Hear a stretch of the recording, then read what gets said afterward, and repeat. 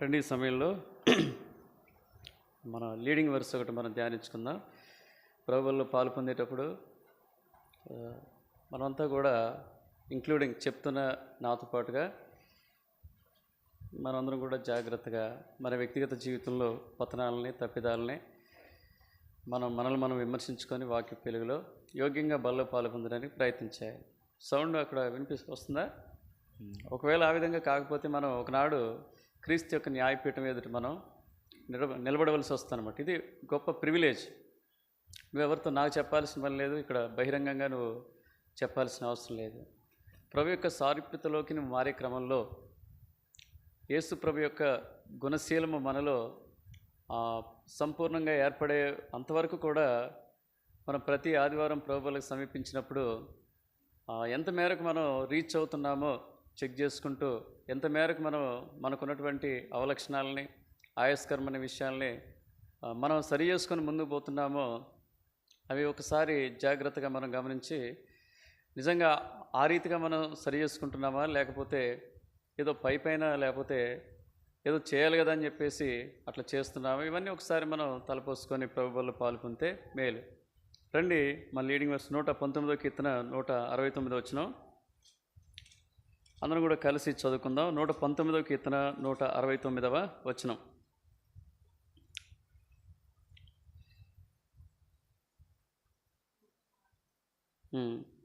నూట 4 కూడా చదువుకున్నాం కదా.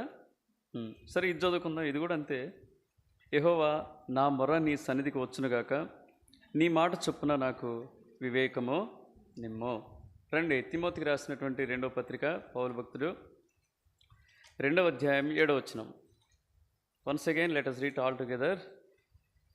2 Timothy chapter 2 verse 7.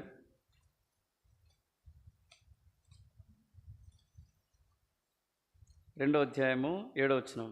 నేను చెప్పు మాటలు ఆలోచించుకొనుము, అన్ని విషయముల యందు ప్రభు నీకు వివేకం అనుగ్రహించును.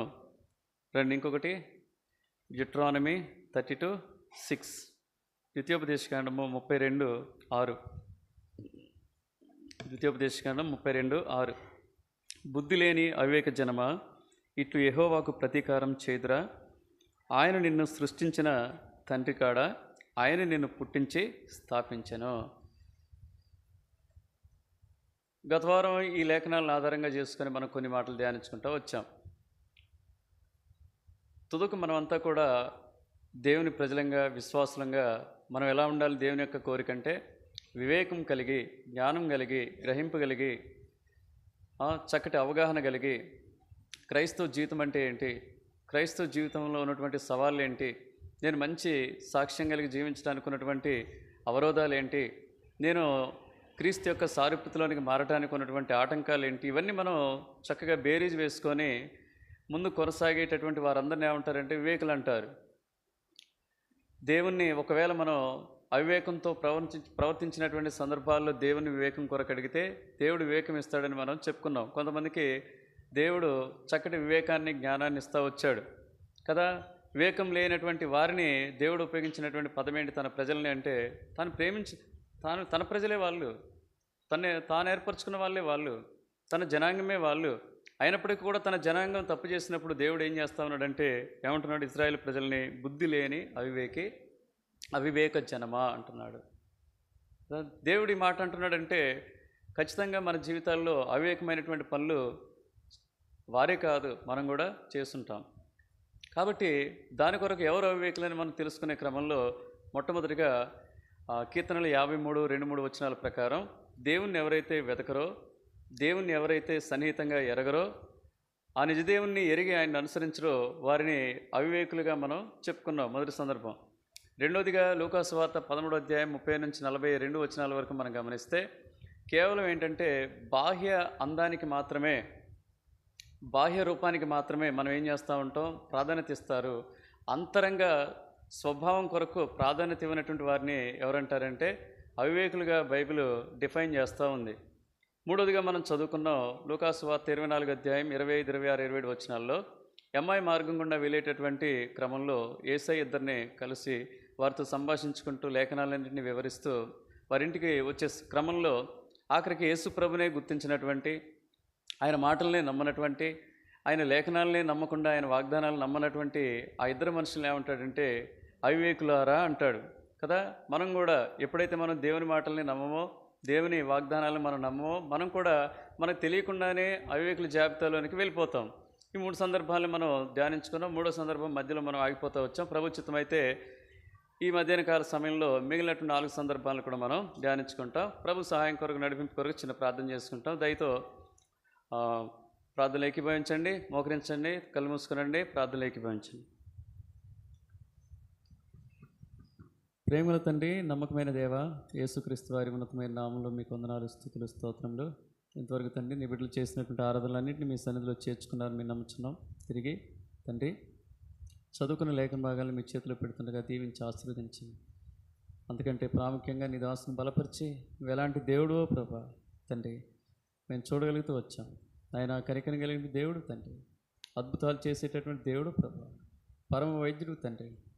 తండ్రి మరి నీ బిడ్డలను ఆదరించి బలపరిచేవాడు, వాగ్దానాలు చేసి నెరవేర్చేవాడు తండ్రి. మరి నా పాపాల చేత, అపరాధాల చేత చనిపోయి నిత్య నరకానికి పాత్రగా ఉన్నప్పుడు నన్ను ప్రేమించి కనికరపడి నన్ను రక్షించినటువంటి దేవుడు, రక్షించిన నాటి నుంచి నేటి వరకు నా కుటుంబంలో, వ్యక్తిగత జీవితంలో, పరిచర్యలో చాలని దేవుడిగా ఉన్న కారణాన్ని బట్టి మిమ్మల్ని ఎంతగానో స్తుతిస్తూ ఆరాధిస్తూ తండ్రి, ఆ కుష్ఠవ్యాధిగ్రస్తుడు ఎంతటి కృతజ్ఞతాభావం తండ్రి మరి కలిగి ఉన్నాడో తండ్రి, ఆ రీతిగా ఈ ఉదయకాలం తండ్రి నేను నీ పట్ల అపారమైన కృతజ్ఞతా భావంతో తండ్రి మరి ఎదుట సాగిలపడి నా ఈ కొద్ది స్తుతి ఆరాధన యేసుప్రభు నామంలో మీకే చెల్లిస్తూ తండ్రి మరి చదువుకున్న లేఖన భాగాలు మీరు దీవించి ఆశీర్వదించి విరిచి మాకు వడ్డిస్తురమ్మని మీరు మాట్లాడుచుండగా మరి 1 కొరింథీ 14:3 ప్రకారం ఆదరణ, హెచ్చరిక, క్షమాభివృద్ధి మాకు కలగచేస్తురమ్మని తండ్రి మరి 86 కీర్తన 10వ వచనం, అదేవిధంగా యోహాను 3:34 ప్రకారం నీ దాసునికి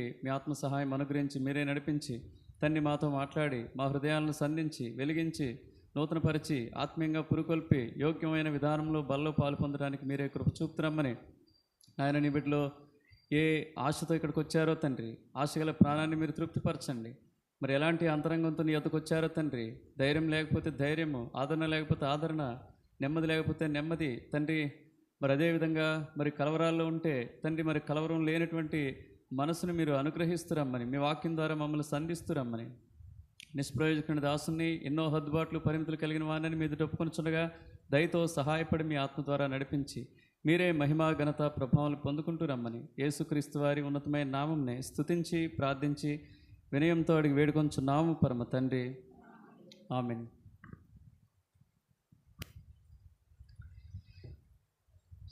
సరే, మంచిది. ఇక్కడ 3 సందర్భాల్లో వాగ్దానాలను ఏం చేయాలంటే నమ్మాలి కదా. వాగ్దానాలని మనం ఇవన్నీ వాగ్దానాలే, ఇవన్నీ కూడా వాగ్దానాలే. కానీ మనం ఏం చేయమంటే వాటిని పట్టుకొని మనం ప్రార్థన చేయం. వాటిని పట్టుకొని ప్రార్థన చేయాలి. అలా మనం వాటిని నువ్వు చెప్పావు కాబట్టి నువ్వు నెరవేర్చడానికి సామర్థ్యం కలిగినటువంటి దేవుడివి కదా. సంఖ్యాకాండం 23:19 అదే మనం చూస్తాం. ఆయన చెప్పి చేయకుండానా, ఆయన మాట ఇచ్చి స్థాపింపకుండానా అని మనం అక్కడ చూస్తాం. తదుపరి ఇంకా హెబ్రీ 10వ అధ్యాయం 23వ వచనంలో చూస్తే వాగ్దానం చేసిన వాడు నమ్మదగిన వాడని చూస్తాం. ఇంకా 2 కొరింథీ 1వ అధ్యాయం 19వ వచనంలో మనం గమనిస్తే ఆయన అవునని చెప్పి కాదని వాడునై ఉన్నాడని అక్కడ మన బైబిల్లో మనం చూస్తాం కదా. ఇంకా 146 కీర్తన 6వ వచనంలో ఆయన ఎన్నడూనూ మాట తప్పని వాడిగా మనం చూస్తాం. కాబట్టి నా తలంపు ఏంటంటే ఆయన వాగ్దానం చేస్తే, భక్సింగ్ గారి జీవితంలో ఒక సందర్భాన్ని పోయిన వారం జ్ఞాపకం చేద్దాం అనుకున్నాను, సమయాభావాలు చెప్పలేకపోతా వచ్చాను. యెహోషువ గ్రంథం 1:3 ఏం రాయబడతా వచ్చింది చూడకుండా చెప్పేయచ్చు. యెహోషువ 1:3 చెప్పండి, ఎవరు చెప్తున్నారు? Very good, speak out. మళ్ళీ డౌట్ కదా, ఏమో అది నిజమో కాదు. మీరు అడుగుపెట్టు ప్రతి స్థలమును మీకు ఇచ్చుచున్నాను. మైక్ వస్తుందా? మంచిగానే వస్తుందా మైక్? బేస్ కొంచెం తగ్గించండి. ఇప్పుడు మంచిగానే ఉంటే ఓకే. ఈ వాగ్దానాన్ని పట్టుకొని దాదాపుగా బాప్టిస్ట్ చర్చి వారు 1950 ఆ ప్రాంతంలో హైదరాబాద్లోని బాప్టిస్ట్ చర్చి వారు ఏం చేస్తూ వచ్చారంటే భక్సింగ్ గారిని ఆహ్వానిస్తూ వచ్చారు. ఇక్కడికి రావాలి, ఇక్కడ వాక్యం పంచుకోవాలి, ఇక్కడ ప్రజలెంతో ఆదరణ లేకున్నారు, ఇక్కడ చాలామంది పాపంలో ఉన్నారు, ఈ ప్రాంతానికి నీవు వస్తే మేమెంతో ఆదరణ పొందుతాం, ప్రజలెంతో మేలు పొందుతారని ఆహ్వానం అందిన తర్వాత 3 నెలలు ప్రార్థించారు భగత్ సింగ్ గారు. ఎన్ని నెలలు? 3 నెలలు ప్రార్థించిన తర్వాత ఆయన సమాధానం పొందుకొని ఈ వాగ్దానాన్ని దేవుడిచ్చినప్పుడు ఈ వాగ్దానం చేతబట్టుకొని ఏ ప్రాంతానికి వచ్చారంటే హైదరాబాద్ ప్రాంతానికి వచ్చారు. హైదరాబాద్ ప్రాంతానికి వచ్చి ఆ బాప్టిస్ట్ చర్చిలో దాదాపుగా మీటింగ్లు స్టార్ట్ అవుతూ వచ్చాయి. 3వ రోజు తర్వాత ఒక 2 వ్యక్తులు ఏమవుతూ వచ్చారంటే బాప్తిజం తీసుకోవటానికి ఆ హుస్సేన్ సాగర్ ప్రాంతానికి వచ్చారు. ఎవరో వ్యక్తులంటే ఆ బాప్టిస్ట్ చర్చి పిల్లలే, చర్చి పాస్టర్ యొక్క పిల్లలే. వాళ్ళ పేర్లు ఏంటంటే తర్వాత అద్భుతమైనటువంటి సేవ చేసినటువంటి 2 వ్యక్తులు అనమాట. జీటీ బెంజమిన్ గారు, జీటీ జాషువా గారు. ఇద్దరు కూడా ఏం చేస్తూ వచ్చారు, పాస్టర్ పిల్లలే. ఎక్కడికి వచ్చారు? బాప్తిజం తీసుకోవడానికి వచ్చారు. తీసుకున్నారు. వారు కూడా పాపక్షమాపణ పొంది మారు మనసు పొంది బాప్తిజం తీసుకున్నారు. ఎంతో సంతోషంగా ఉన్నారు. కానీ ఇంటికి పోయిన తర్వాత వాళ్ళ నాన్నలు ఏం చేస్తూ వచ్చారంటే తిరుగుబాటు చేస్తూ వచ్చారు. ఏంటి, మీరు పాస్టర్ పిల్లలయ్యండి, ఆల్రెడీ మీరు బాప్తిజం తీసుకున్నారు కదా, ఆల్రెడీ మీరు సంఘంలో ఉన్నారు కదా, ఆల్రెడీ మీరు పాటలు పాడుతున్నారు కదా, ఆల్రెడీ మీరు దేవుని ప్రజల్లో విశ్వాసులుగా కొనసాగుతున్నారు కదా అని వాళ్ళని అడిగినప్పుడు మీరిచ్చారు తప్ప దేవుడిచ్చిన బాప్తిజం కాదు, మారు మనసు పొందిన తర్వాత పొందినటువంటి బాప్తిజం అది కాదని చెప్పేసి వాళ్ళు ఏం చేస్తారంటే వాళ్ళ నాన్నని ఎదిరిస్తారనమాట. వాళ్ళ నాన్నగారిని ఎదిరిస్తారు.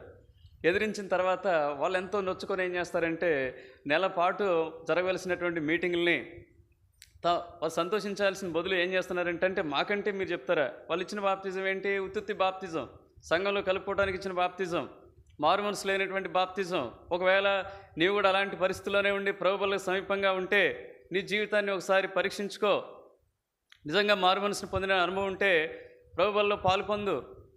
వాళ్ళు ఎంతో సంతోషించారంట. మొదటి దినం ప్రభువుల్లో పాలు పొందినప్పుడు అది వరకు కూడా పాలు పొందుతూ వచ్చారంట. కానీ అంతకుముందు ఆ సంతోషం లేదు, అంత గ్రహింపు లేదు. కానీ ఆ దినమందు వారు బల్లో పాలు పొందిన తర్వాత ఎంతో సంతోషించినట్లుగా తర్వాత వాళ్ళు భగత్ సింగ్ గారితో జతపని వారిగా సేవకులుగా కొనసాగినట్లుగా చూస్తాం. ఇక్కడ ఇంకోటి ఏంటంటే ట్విస్ట్, నెల రోజులు మీటింగ్ కొరకు పిలిచినటువంటి వాళ్ళు వారం రోజులు ఏం చేయమన్నారు? వాళ్ళని ఖాళీ చేయమన్నారు. వారం రోజులు వద్దయా, ఇక్కడికి వస్తే మమ్మల్ని వదిలిపెట్టి నీ వెంట వచ్చేటట్టుకున్నారు సంఘస్థులంతా, నీ మాట వినేటట్టుకున్నారు. కానీ ఆయన ఏం చెప్తున్నాడు? దేవుని వాక్యాన్ని ఉన్నట్టుగా చెప్తా ఉన్నారు. వాళ్ళకి అది నచ్చట్లేదు. వాళ్ళకి అది నచ్చక వారికి ఏంటంటే పేరు తగ్గిపోతూ ఉంది. దైవజనుడు అనేటువంటి భగత్ సింగ్ గారికి పేరు వస్తుందనే ఉద్దేశంతో మా దగ్గర మీరు ఉండటానికి వీలు లేదని 30 మంది బృందంతో కూడినటువంటి ఆ యొక్క బృందాన్ని ఏం చేస్తూ వచ్చారంటే బయటకు వెళ్ళగొడతా వచ్చారు. అప్పుడు భగత్ సింగ్ గారు, నువ్వు వెళ్ళమన్నావు, నేను వచ్చాను. ఇక్కడ పనుందన్నావు, నన్ను పంపించావు. అడుగుపెట్టిన ప్రతి స్థలం ఇస్తానన్నావు, మరి ఇదేనా జరిగింది? నీ దాసునికి ఒక స్థలం అప్పగించమంటే మొత్తానికైతే ఆ మీటింగ్లకు వచ్చినటువంటి ఒక వ్యక్తి ఎవరు ఉంటారంటే ఆర్సీఎం చర్చ్ నుండి కల్నల్ రాస్ అనేటటువంటి వ్యక్తి ఉంటారు. ఆయన ఆర్మీలో చేసి వచ్చినటువంటి వ్యక్తి. ఆయన పేరేంటి? Colonel Ross. ఆయన ఏం చేస్తారంటే ఆ వాక్యం ద్వారా పట్టబడి పాపాలు ఒప్పుకొని మారు మనసు పొంది రక్షణ పొంది బాప్తిజం తీసుకుంటాడు. ఆయన తీసుకున్న తర్వాత ఏం చేస్తారంటే అప్పుడు, అయ్యా వీళ్ళు మిమ్మల్ని తృణీకరించవచ్చు, చేర్చుకోకపోవచ్చు, కానీ నేనుండే స్థలం చాలా విశాలమైనది. ఏంటది? ఫతే మైదాన్. ఆ ఫతే మైదానికి రండి, మీకు విశాలమైనటువంటి ప్రాంగణం ఇస్తాను. మీరు నెల రోజులు కాదు ఇంకా ఎక్కువ రోజులు ఉండటానికి కావలసినటువంటి భోజన ఏర్పాట్లన్నీ నేను చూసుకుంటాను అన్నాడు. దేవుని ఎంతగానో దైవజనుడు స్తుతిస్తూ వచ్చాడు. యోబు కాదు, ఎస్తేరు గ్రంథం 4:14 ఉంటుంది కదా, యూదులకు విడుదలయో సహాయమునో మరొక దిక్కు నుండి వచ్చును కదా. మనం సత్యం కొరకున్నప్పుడు ఆటోమేటిక్గా ఏమవుతాయంటే మనకు అవరోధాలు వస్తాయి, ఆటంకాలు వస్తాయి. కానీ దేవుని వాగ్దానాలు నమ్మి పట్టుకొని పోయినటువంటి భగత్ సింగ్ గారు దేవుడు పంపినటువంటి కార్యము పోలేదు. అక్కడికి వెళ్ళాడు ఫతే మైదాన్ ద్వారా. అక్కడ కొద్ది రోజులు జరిపిన తర్వాత ఏమైందంటే వాళ్ళకి ఇంకో స్థలం కావాల్సి వచ్చింది. వాళ్ళు వచ్చేటటువంటి క్రౌడ్ చాలా పెద్దదిగా ఉండటం వల్ల ఇంకా వేరే స్థలం వచ్చినప్పుడు ఇంకొక ఆయన్ని దేవుళ్ళు లేపుకొని ఏం చేస్తారంటే ఇప్పుడు ఉన్నటువంటి హెబ్రోనుకి ఎదురుగా ఉన్నటువంటి ఏలిం అనేటటువంటి స్థలంలో ఇక్కడ చేసుకోండి, అద్దె డబ్బులంతా నేనే చెల్లిస్తా అని చెప్పేసి ఇంకొక వ్యక్తి వస్తాడు. నా తలంపు ఏంటి? ఇప్పుడు అక్కడ ఏమైంది? ఏలిం పక్కన ఏమైంది? తర్వాత హెబ్రోను కూడా అయింది. దేవుడు ఇచ్చినటువంటి వాగ్దానం ఏమైంది? యెహోషువ 1:3 నీవు అడుగుపెట్టు ప్రతి స్థలము నీకు ఇచ్చి ఉన్నాను, నీకు ఇచ్చేదని అంటాడు. కాబట్టి దేవునికి అసాధ్యమైనది ఏది లేదు. మనం నమ్మి వాగ్దానాలు నమ్మి మనం ముందుకు పోతే దేవుడు ఆయనకే కాదండి, అందరికీ దేవుడు మనకు కూడా సహాయపడతాడు. నమ్ము వాగ్దానాలని. ఆ వాగ్దానాలు నమ్మి వాటి కొరకు ప్రార్థించి అబ్రహాం ఏం చేస్తూ వచ్చాడు? వాటిని స్వతంత్రించుకున్నాడు. మనం కూడా ఎలా ఉండాలి కోరుతా ఉన్నాడు. 6వ అధ్యాయంలో మనం చదువుకున్నాం కదా, అదే హెబ్రీ పత్రిక 6వ అధ్యాయము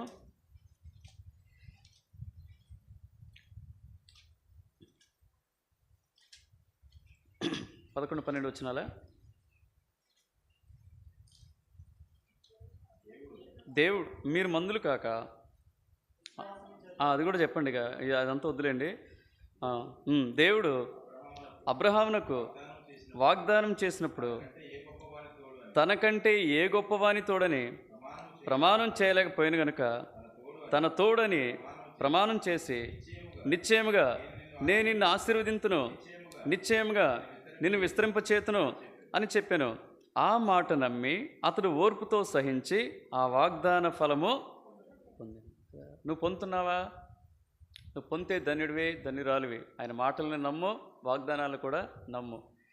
నమ్మితే అప్పుడు మనం ఎలా ఉంటామంటే వివేకులుగా ఉంటాం. ఒకవేళ నమ్మకపోతే మనం అవివేకులుగా మిగిలిపోతాం, తెలివి తక్కువ వారుగా మిగిలిపోతాం. రండి, 4వదిగా గమనిస్తే 2వ సమూయేలు గ్రంథము 24వ అధ్యాయం 10వ వచనం.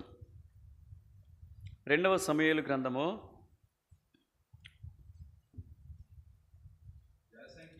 జనసంఖ్య చూచినందుకై దావీదు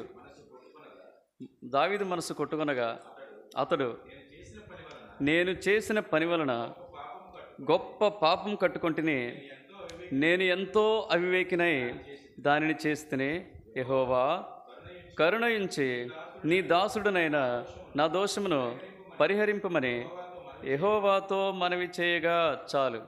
ఇక్కడ దావీదు ఒక పని చేస్తూ వచ్చాడు. ఏం పని అది? జనసంఖ్యను లెక్కిస్తే అది తప్ప? అది తప్ప? ఇప్పుడు మన జనాభా లెక్కలో మేము చేస్తూ ఉన్నాం, అది తప్పంటారా? ఇప్పుడు మోడీ గారిని పోయి తప్పు పడదామా చెప్పండి? లేకపోతే సీఎం గారిని పోయి తప్పు పడదామా చెప్పండి? గెయిన్ ఏదో ఏమి రావట్లేదుగా, మంచిగా ఉందిగా. తప్పు పడదామా? కాదు కదా. అయితే ఎందుకంటే దేవుడిచ్చినటువంటి ప్రతి విజయం కూడా కదా దావీదు అనుభవిస్తూ వచ్చాడు. ఆ విజయానికి కారకులు ఎవరంటే సైనికులు కాదు, తన ప్రజలు కాదు. వారేమి యుద్ధాలు చేయలేదు. చేశారు కానీ చేసింది ఎవరు చెప్పండి? యుద్ధమో యెహోవాది. వాళ్ళు కేవలం ఏంటంటే పాత్రలే. ఇక్కడ కూడా అంతే, సేవ మేము చేస్తున్నాం కానీ జరిగించుకునేది ఎవరు? నిజమైన సేవకుడు ఎవరు? నిజమైన దీపం ఎవరు? నిజమైన శిరస్సు ఎవరు? నిజంగా పంపింది ఎవరు? నిజంగా వాడుకుంటున్నది ఎవరు? అందుకని దీన్ని ఏమంటాం? సియోను సంఘం మనము, అదే రవిరాజు సంఘం కూడా అనం. అర్థమైందా? ఏదో మనం వట్టిగా అట్లా అంటాం, ఐడెంటిఫికేషన్ కొరకు అన్నోళ్ళ చర్చికి పోతున్నా అంటాం. కానీ ఇది నా చర్చి కాదు, సాగర్ అన్నోళ్ళ చర్చి అంటాం, కానీ అది వాళ్ళ చర్చి కాదు, ఇది మీ చర్చి కాదు, ఇది ఎవరిది కాదు. ఎవరిది? దేవుడు తన స్వరక్తం ఇచ్చి సంపాదించుకున్నటువంటి సంఘం ఇది ఆయనదే. దావీదు జీవితంలో ఇది గమనించలేదు దావీదుకి ఇచ్చిన విజయాలకి కారకుడు దేవుడే. దావీదుకి ఇచ్చినటువంటి నెమ్మదికి కారణం దేవుడే. దావీదుకి ఇచ్చినటువంటి ఆధిక్యతకి కారణం ఎవరంటే దేవుడే. దావీదుకి ఇచ్చినటువంటి ఏదైతే కీర్తి ఉందో దానంతటికి కారణం ఎవరంటే దేవుడే కదా. ఇది విడిచిపెట్టి ఏం చేస్తా వచ్చాడంటే, ఇంత జనాంగాన్ని, ఇంత జనాభాని, ఇంత ప్రజల్ని నేను కలిగి ఉన్నాను కాబట్టి వీటిని ఒకసారి నేను లెక్క పెట్టుకుని ఏం చేద్దాం, మురిసిపోదాం అనుకున్నాడు కదా. ఇది హృదయాంతరం, గర్వం అనేది ఇది ఏం కనిపిస్తూ ఉంది ఇక్కడ చెప్పండి? తన హృదయంలో ఉన్నటువంటి గర్వము, అహంకారము. ఈ 2 పదాల కంటే కూడా సూటబుల్ వర్డ్ ఏంటంటే అతిశయం కదా. అతిశయం. గర్వం అంటే గర్వం ఇంకొక రూపంలో ఉండొచ్చు, ఒక్కోసారి సూటబుల్ కాకపోవచ్చు, కానీ ఇక్కడ అతిశయిస్తూ ఉన్నాడు హృదయంలో. ఒకవేళ నీవు కూడా ఇలాంటి అతిశయం కలిగి ఉన్నావా? నీకున్నటువంటి ధనాన్ని బట్టి, నీకున్నటువంటి తలాంతులు బట్టి, నీకున్నటువంటి జ్ఞానాన్ని బట్టి, నీకున్నటువంటి వస్తు వాహనాలను బట్టి, నీకున్నటువంటి చదువుని బట్టి, ఒకవేళ నువ్వు ఉన్నతమైన కులంలో ఉంటే నీ కులాన్ని బట్టి ఒకవేళ ఇలాంటి అహంకారం, అతిశయం, గర్వం నీలో ఉంటే నీవు కూడా ఎవరు చెప్పు? అవివేక్తో సమానమే. Your also foolish person. నువ్వు కూడా ఒక అవివేకివే కదా. ఒక వ్యక్తి ఉన్నాడు. ఎవరైనా రండి, 2వ దినవృత్తాంతాల గ్రంథం 32వ అధ్యాయం 25వ వచనం. ఎవరు? ఒక అధ్యాయం అనగానే ఆ వ్యక్తి పేరు మనకు గుర్తుకు రావాలి. చదవండి నాతో పాటుగా. నాతో పాటు చదవండి. అయితే హిజ్కియా మనస్సున గర్వించి తనకు చేయబడిన మేలుకు తగినట్లు ప్రవర్తింపనందున అతని మీదికిని, యూదా యెరూషలేముల వారి మీదికిని కోపము రాగా. ఏమొచ్చింది చెప్పండి? హిజ్కియా ఏ విషయంలో గర్వించాడు? ఇప్పుడు మీరు చెప్పండి, ఏ విషయంలో గర్వించాడు చెప్పండి? ఏ విషయంలో గర్వించాడు? ఆ? ఆస్తిపాస్తులు వెరీ గుడ్, ఆయుష్ కూడా ఇచ్చాడు వెరీ గుడ్, తర్వాత బిడ్డలు కూడా ఇచ్చాడు, ఎవరిని మనస్సేని ఇచ్చాడు వెరీ గుడ్ కదా. వీటన్నిటికీ కూడా రెండు జవాబు ఎక్కడ ఉంటుందంటే నిర్దిష్టంగా ఇక్కడ ఉండకపోవచ్చు, కానీ మనం ఇక్కడ చూస్తే యెషయా గ్రంథము 39వ అధ్యాయం మొదటి 6 వచనాల్లో మనకు దొరుకుద్ది. యెషయా గ్రంథము 39వ అధ్యాయము మొదటి 6 వచనాలు చదివితే, ఆ కాలమందు బబులోను రాజును జలదాను కుమారుడైన మెరోదల్పదాను హిజ్కియా రోగి అయి బాగుపడిన సంగతి విని పత్రికలను కానుకను అతని వద్దకు పంపగా హిజ్కియా దూతలు వచ్చిన మాట విని వారిని లోపలికి రప్పించి తన ఇంటనేమి రాజ్యమందేమి కలిగిన సమస్త వస్తువుల్లో దేనిని మరుగు చేయక తన పదార్థములు గల కొట్టును వెండి బంగారములను గంధవర్ణములను పరిమళ తైలమును ఆయుధశాలను తన పదార్థంలోనున్న సమస్తమును వారికి. కొంతమంది మన పిలిచి ఏం చేస్తారంటే, చూసావా నేను ఎట్లా కొన్నానో రవలహారం, చూసావా ఇది ఎట్లా కొన్నానో ఈ చీర, చూసావా ఇది ఎట్లా కొన్నానో కారు, రండి రండి. కార్లు మనకున్నవన్నిటిని చూపించే దాని వెనకున్నటువంటిది ఏంటంటే కనిపించినటువంటి ఒక చిన్న అతిశయం, అంతే కదా. మన లోపల ఉంటుంది. మేము కారు కొన్నప్పుడు ఫస్ట్ ఏం చేసినవిగా అసలు డ్రైవింగే రాదు, ముందు పోయి ఊళ్ళో కనపడాలి ఊళ్ళో కనపడాలి. దేవుణ్ణి మహింపరచడం కాదు, ఏం చేయాలి? ఈ ఊరి నుండి పోయాడు, వాడు కారు సంపాదించుకున్నాడు, ఎవరిని మెచ్చుకోవాలి? తెలియని అతిశయం అంతే, తెలియకుండా వట్టిగా దూరుద్దండి పాపం. అర్థమైంది? సులువుగా సాతాన్ని ఏం చేస్తారు చెప్పండి? నేనే కాదు, మీ జీవితాల్లో కూడా ఉండుంటాయి, ఎన్నో ఉండుంటాయి. బండి కొనుక్కున్నప్పుడు, లేకపోతే ఒక వస్త్రాలు కొనుక్కున్నప్పుడు, లేకపోతే బంగారం కొనుక్కున్నప్పుడు, లేకపోతే ఏదైనా ఉద్యోగం వచ్చినప్పుడు, లేకపోతే ఏదైనా మంచి జరిగినప్పుడు, ఏదో ఒక సందర్భాన్ని బట్టి వెంటనే మనకేమొస్తుందంటే అతిశయం వస్తే, అక్కడ ఎవరైతే జాగ్రత్తగా కాపాడుకుంటారో. హిజ్కియా జీవితంలో 3 విషయాలు జరిగాయి. ఒకటి, రోగం పోయింది. రెండోది, పిల్లోడు పుట్టాడు. మూడోది అది కూడా ఒక అద్భుతం జరిగింది, అవునా? ఒక కీర్తన కూడా రాస్తా వచ్చాడు. ఇవన్నీ జరిగిన తర్వాత ఏమని చెప్పండి? గర్వించాడు. ఈ గర్వాన్ని బట్టే, అహంకారాన్ని బట్టే హిజ్కియా ఎంతో నష్టపోతూ, వెంటనే దేవుడు మాట్లాడిన తర్వాత హిజ్కియా హృదయ గర్వాన్ని ఏం చేశాడంట? తర్వాత వచనంలో చూస్తాం. 2 దినవృత్తాంతాలు 32:26 చూస్తే, తన హృదయ గర్వమును విడిచి. ఎప్పుడైతే మనం గర్వం వదిలిపెడతామో దేవుని కృపకు మనం పాత్రులుగా ఉంటాం, దేవుని కనికరానికి పాత్రులుగా ఉంటాం. అందుకనే పాట రాస్తారు కదా, దయగల వారిపై దయ చూపించును, కఠినుల ఎడల వికటము చూపును. దయగల వారిపై దయ చూపించును, కఠినుల ఎడల వికటము చూపును. గర్విష్ఠుల యొక్క గర్వము ననచును, గర్విష్ఠుల యొక్క గర్వము ననచును. సర్వము నెరిగిన సర్వాధికారి,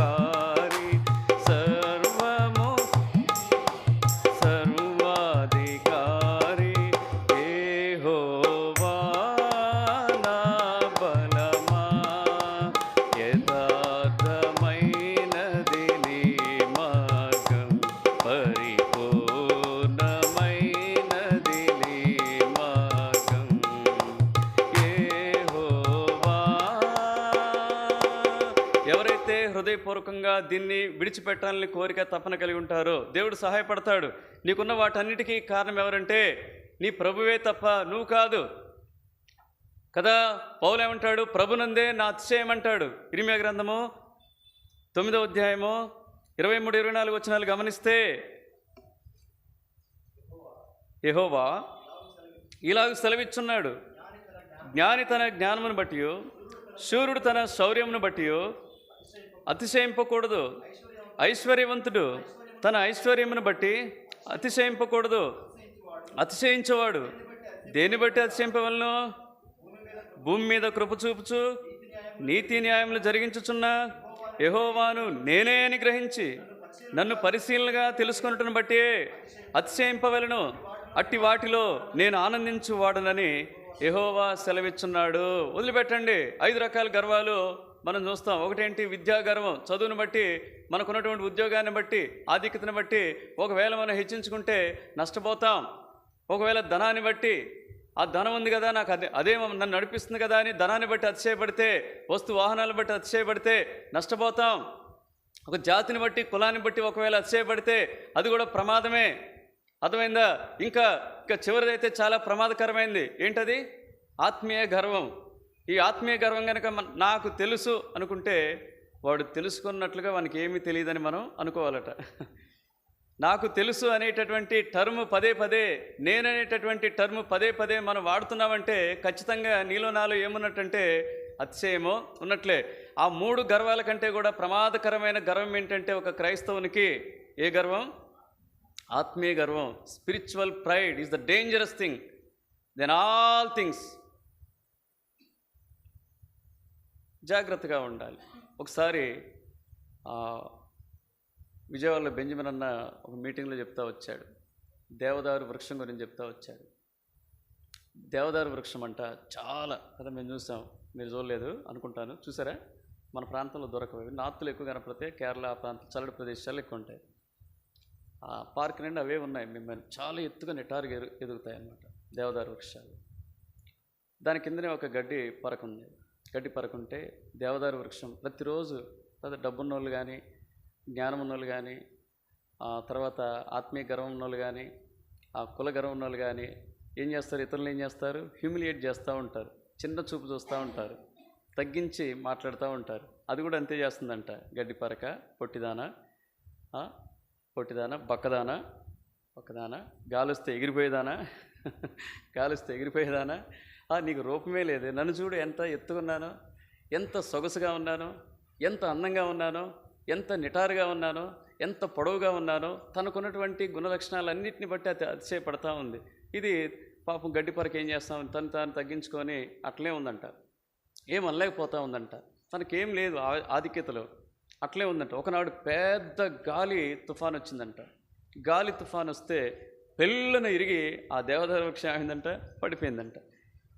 పడిపోయింది. ఈ గడ్డి పరక కూడా, గడిపర పట్టడానికి ఏముంటుంది? అది అట్లే ఉందంట. అది నిశ్చింతగా స్థిరంగా ఉందంట. పడిన తర్వాత మళ్ళీ దేవదారు వృక్షం పడ్డోళ్ళు, గర్వంతో ఉన్న వాళ్ళు పడ్డోళ్ళు కూడా ఏం చేస్తారు చెప్పండి? తమను తాము సమర్థించుకుంటారు కదా. మళ్ళీ అంటుందంట, ఏమే ఇంత పెద్దదాన్ని నేనే పడితే నీకేం కాలేదని అడుగుతుందంట. నీకేం కాలేదంటే అప్పుడు ఆ గడ్డి పరక అంటుందంట, నేను ఎటు గాలి వీస్తే అటు నేను వంగటం అలవర్చుకున్నాను, అందువల్ల నాకేం కాలేదు, నష్టము కలగలేదన్నదంట. మనం కూడా అంతే. అర్థమైందా? ఎప్పటికప్పుడు దేవుని వాక్యం బలిష్టమైన ప్రభు యొక్క హస్తం క్రిందికి మనం ఎప్పుడైతే వస్తామో, రాగలుగుతామో, అప్పుడు మనం క్షేమంగా ఉంటాం. ఈ గర్వం మన జోలికి రాదు. ఈ గర్వం మన జీవితాన్ని ప్రభావితం చేయలేదు. అర్థమైందా? యేసు ప్రభుకి హేయుల్లో ఉన్నటువంటి అతి ప్రాముఖ్యమైన హేయులు ఎవరంటే వీళ్ళే. సామెతలు 16:5 తర్వాత 18 కూడా చదవండి. యేసు ప్రభు కొన్ని విషయాల్ని హేయమని అన్నాడు అనమాట. అది అసహ్యం కంటే దారుణం హేయం అనేది. ఆ పదాన్ని దీనికి కూడా ఉపయోగిస్తూ వచ్చాడు. గర్భహృదయులందరూ యెహోవాకు హేయులు, నిశ్చయముగా వారు శిక్షనందుదురు. ఇప్పుడు 18వ వచనం చదవండి. 18వ వచనం అదే. నాశనమునకు ముందు గర్వం నడుచును, పడిపోటుకు ముందు అహంకారమైన మనస్సు నడుచును. జాగ్రత్త సుమా. ఒకవేళ నీ జీవితంలో ఇలాంటిది ఏదైనా కలిగి ఉంటే ఈ మధ్యాహ్న కాల సమయంలోనే, అర్థమైందా, ఒప్పుకో. నీ పతనాలను ఒప్పుకో. నీ హృదయంలో ఉన్నటువంటి గర్వం ఏదైతే ఉందో దాన్ని తొలగించుకో. నాకంతా తెలుసు అనుకోకు, నేనే గొప్ప అనుకోకు, నేను చేసేదే కరెక్ట్ అనుకోకు, నా భక్తే సరైంది అనుకోకు, నేనే అందరికంటే ముందొస్తానని హెచ్చించుకోకు. అర్థమైందా? నేను లేకపోతే ఇక్కడ ఏమి జరగదనేటటువంటి అపోహ నుంచి బయటకు వచ్చేయి. దేవుడు ఏదైనా చేయగలరు గుర్తుపెట్టుకో. దేవుడు ఏదైనా చేయగలరు గుర్తుపెట్టుకోవాలి. ఆత్మీయ జీవితంలో ఎవరైతే ఇట్లా తమను తాను తగ్గించుకుంటారో, మత్తయి సువార్త 23:12 గమనిస్తే, మత్తయి సువార్త 23వ అధ్యాయము 12వ వచనం,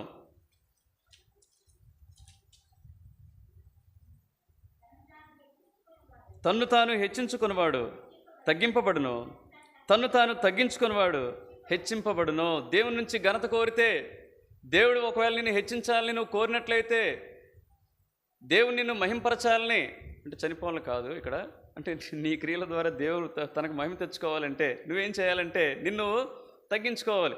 అందుకని ఇక్కడ 1 పేతురు 5వ అధ్యాయం 6వ వచనంలో ఏమంటాడు చెప్పండి?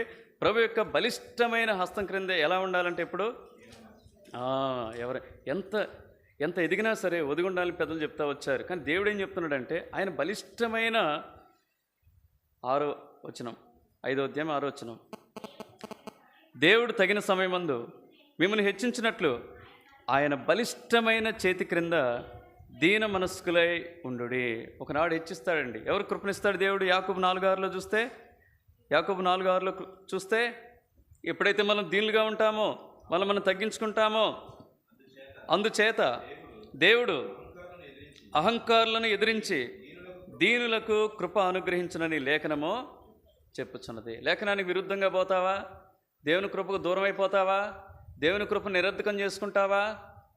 నిన్ను హెచ్చించుకొని నీ జీవితాన్ని పాడు చేసుకుంటావా? చెప్పు. ఆత్మీయ జీవితంలో మనల్ని తగ్గించుకుంటే ప్రభు ఎంతగా తగ్గించుకున్నాడు? పరలోకం నుండే ఆయన, తండ్రితో సమానంగా ఉండేటటువంటి ఆయన పరిశుద్ధుడని కోటాను కోట్ల దేవదూతలతో కొనియాడబడుచున్నటువంటి స్థలంలో ఉన్నటువంటి ఆయన నిన్ను నన్ను రక్షించిన నిమిత్తం దీనునిగా, రిక్తునిగా, దరిద్రునిగా తను తగ్గించుకొని ఈ లోకానికి వచ్చాడు. ఆఖరి వెళ్ళేటప్పుడు కూడా శిష్యులకు గొప్ప మాదిరిని కనపరుస్తూ వచ్చాడు. శిష్యుల యొక్క పాదాలు కడిగి ఏమంటాడు చెప్పండి? మీరు ఇలాగనే. కాబట్టి ఆత్మీయ జీవితంలో దావీదు ఎందుకు అవివేకయ్యాడు? జ్ఞానం కలిగిన వాడే, రాజే, విజయాలు పొందినవాడే, కానీ గర్వాన్ని బట్టి ఏం చేస్తూ వచ్చాడంటే అవివేకిగా మారుతూ వచ్చాడు. ఈ మధ్యాహ్న కాల సమయంలో దేన్ని బట్టి నువ్వు అవివేకగా ఉన్నావో గమనించు. ఒకవేళ ఇలాంటిది ఏదైనా నీ జీవితంలో ఉంటే దాన్ని తొలగించు. రండి, ఐదోదిగా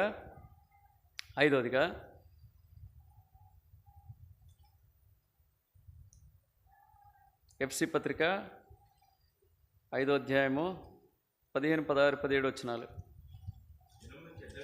దినములు చెడ్డవి గనుక మీరు సమయమును పోనీయక సద్వినియోగం చేసుకొనొచ్చు. అజ్ఞానుల వలె కాక జ్ఞానుల వలె నడుచుకున్నట్లు జాగ్రత్తగా చూచుకొనుడి. ఇందు నిమిత్తము మీరు అవివేకులు కాక ప్రభు యొక్క చిత్తమేమిటో గ్రహించుకొనుడి. 2 విషయాలు ఉన్నాయి. సమయాన్ని సద్వినియోగం చేసుకునే వాళ్ళు వివేకులు, రెండోదిగా ప్రభు యొక్క చిత్తాన్ని తెలుసుకొని నడుచుకునేవారు వివేకులు. అవివేకులు కాదు, వివేకులు. ఈ రెండిట్లో ఫెయిల్ అయితే సమయాన్ని వాళ్ళు యోచించలేదు. ఎవరు? బుద్ధి లేని కన్యకలు కదా, ఫూలిష్ వర్జిన్స్ ఏం చేస్తూ వచ్చారు? నిర్లక్ష్యంగా జీవించారు, అజాగ్రత్తగా ఉన్నారు. ప్రభు దొంగవలే వస్తానని చెప్తా వచ్చాడు, గమనించలేకపోతా వచ్చారు. పెళ్లి కుమారుడు రానే వచ్చాడు కదా, తలుపులు వేయబడతా వచ్చాయి, వారంతా విడవబడతా వచ్చారు. దేంటి కారణం చెప్పండి? వాళ్ళు ఏమైనా పెద్ద భయంకరమైన పాపం చేశారా? భయంకరమైన పాపమా? మనం చూస్తే ఏంటి ఇంత చిన్న విషయమే కదా. వాళ్ళు రెడీనెస్ లేదు. మన జీవితాల్లో కూడా సమయాన్ని అన్నిటికీ మనం బాగానే కేటాయిస్తాం, అన్నింటికీ మనం కేటాయిస్తాం. Where come to the church we don't give much priority to church. దేవుని విషయానికి వస్తే, దేవుని సంఘం విషయానికి వస్తే, మందిరం విషయానికి వస్తే, దేవుని నియామక కూడికల విషయానికి వస్తే మనం దీన్ని సీరియస్గానే తీసుకోం. మనం దీన్ని ఎంతో నిర్లక్ష్యంగా కొనసాగిస్తూ ఉంటాం. ఒకనాడు ఖచ్చితంగా దేవుడు ప్రతి దానికి నేను లెక్క అడుగుతాడు. హెబ్రీ పత్రిక 4వ అధ్యాయము 12వ వచనం. 4వ అధ్యాయమా? కాదు, క్షమించండి, 13వ వచనం, దాని పక్కనే ఉంది. మరియు ఆయన దృష్టికి కనపడని సృష్టము ఏదీ లేదో మనమెవనికి లెక్క చెప్పవలసినదో. అంటే అర్థం ఏంటి? ప్రతి ఒక్క వ్యక్తిని లెక్క అడుగుతాడు దేవుడు. ప్రతి ఒక్క వ్యక్తి కూడా నీ సంగతి మొత్తం ఏం చేస్తారంటే దేవుడు ప్రశ్నిస్తాడు. క్రీస్తు యొక్క న్యాయపీఠం ఎదుటిని నిలబెట్టి అడుగుతాడు. గుర్తుపెట్టుకో, ఆత్మీయ జీవితంలో సమయాన్ని సద్వినియోగం చేసుకునేటటువంటి విషయంలో జాగ్రత్త. రెండోది ప్రాముఖ్యం ఏంటంటే, సరే మొదటి దాంట్లో కొంచెం విఫలమైన దేవుని దగ్గర మనం మళ్ళీ తిరిగి సరి చేసుకోవచ్చు, సమాధానపడచ్చు. కానీ రెండవది దేవుని చిత్తం తెలుసుకోకుండా గనక నడుచుకుంటే మాత్రం చాలా నష్టపోతాం. దేవుడు రకరకాల సాధనాల ద్వారా, రకరకాల పద్ధతుల్లో దేవుడు తన చిత్తాన్ని బయలుపరుస్తాడు. ఎలా బయలుపరుస్తాడు? గత కాలంలో నేను చెప్తా వచ్చాను. మొట్టమొదటిగా దేని ద్వారా బయలుపరుస్తాడు? వాక్యం ద్వారా, ప్రార్థన ద్వారా, ఆత్మ ద్వారా, పరిస్థితుల ద్వారా, దైవజనుల ద్వారా, అవునా, పెద్దల ద్వారా, ఇంకా ఉన్నాయి కదా. నానా రీతిలుగా దేవుడు ఏం చేస్తాడంటే పరిశుద్ధాత్మ ద్వారా కూడా దేవుడు తన చిత్తాన్ని బయలుపరుస్తాడు. చిత్తాన్ని బయలుపరిచిన తర్వాత నీవు నేను చేసేవారిగా ఉండాలి. చేయని వారిగా ఉంటే మాత్రం ఎంతో నష్టపోతాం. ఇది ఒక క్రమంగా ఉంటుందన్నమాట. దేవుని చిత్తం తెలుసుకునేటటువంటి వారు, నేను అనుకుంటున్న భగత్ సింగ్ గారి తర్వాత ఈ కాలంలో నేను గమనించలేకపోతా వచ్చారు. జాక్పిన్ గారు కూడా అదే అంటా వచ్చారు. ఆ దైవజనుడి వలె ఎవరు కూడా దేవుని చిత్తాన్ని తెలుసుకొని నడుచుకునే వారిని మనం గమనించినట్లయితే hardly we find on our finger tips అంటాడు అనమాట. చేతి వేళల్లోనే మనం ఏం చేయొచ్చు, లెక్క పెట్టచ్చు అలాంటి వారిని అంటాడు. కారణం ఏంటి? ఎప్పటికీ నువ్వు దేవుని చిత్తం ఏంటో తెలుసుకోకుండా ఇష్టానుసారంగా జీవిస్తూ ఉన్నావు. నీకు నచ్చిందే నువ్వు చేస్తూ ఉన్నావు. రండి, ఆ క్రమంలో దేవుని చిత్తాన్ని తెలుసుకునేటటువంటి క్రమంలో ఓ మాట ఉంటుంది ఇక్కడ. 143వ కీర్తన 10వ వచనం. రండి, 140. నీవే నా దేవుడవు, నీ చిత్తానుసారంగా ప్రవర్తించుటకు నాకు నేర్పము. దేవుని అడిగితే నిజంగా హృదయపూర్వకంగా మనం కోరినట్లయితే దేవుడు తన చిత్తాన్ని బయలుపరచడానికి ఎప్పుడు కూడా రెడీగా ఉంటాడు. ఒక ఇంటి విషయమా దేవుడు నీతో మాట్లాడతాడు, పెళ్లి విషయమా దేవుడు నీతో మాట్లాడతాడు, ఒకవేళ పని విషయమా దేవుడు నీతో మాట్లాడతాడు. అర్థమైందా? ఏదైనా ఒక కార్యాన్ని తలపెట్టి దేవునికి ఆలోచన కొరకు కనిపెడుతున్నావా, దేవుడు నీకు ఆలోచన చెప్తాడు. కానీ నువ్వేం చేయాలి? కొన్ని ప్రమాణాలను, వాక్య ప్రమాణాలని నేను పాటించాలి. ఆయన మాట్లాడినప్పుడు కొలస్సీ 1వ అధ్యాయము 9-12 వచనాల్లో కొన్ని లేఖనాలు ఉంటాయి. కొలస్సీ, అందుచేత ఈ సంగతి విని నాటి నుండి మేమును మీ నిమిత్తం ప్రార్థన చేయుట మానక మీరు సంపూర్ణ జ్ఞానమును ఆత్మ సంబంధమైన వివేకం గలవారును ఆయన చిత్తం, నాతో పాటు చదవండి, ఆయన చిత్తమును పూర్ణముగా గ్రహించిన వారునై. అంటే అర్థం ఏంటి? దేవుని చిత్తాన్ని మనం పార్షియల్గా తెలుసుకోవటం దేవునికి ఇష్టం లేదు, కొంచెం తెలుసుకోవటం దేవునికి ఇష్టం లేదు. ఒక విషయమై నువ్వేం చేయాలంటే సంపూర్ణంగా దేవుని యొక్క ఆలోచనను గ్రహించాలి. చెప్పినటువంటి పద్ధతుల ద్వారా ఏదో ఒక రీతిగా దేవుడు నీతో మాట్లాడుతున్న ఆలోచనని బయలుపరుస్తాడు. ఆయన ఆలోచనలు బయలుపరిచిన తర్వాత నువ్వేం చేయాలంటే రెండో స్టెప్ ఏం చేయాలి? 4వ అధ్యాయం ఇదే కొలస్సీ పత్రిక 12వ వచనం.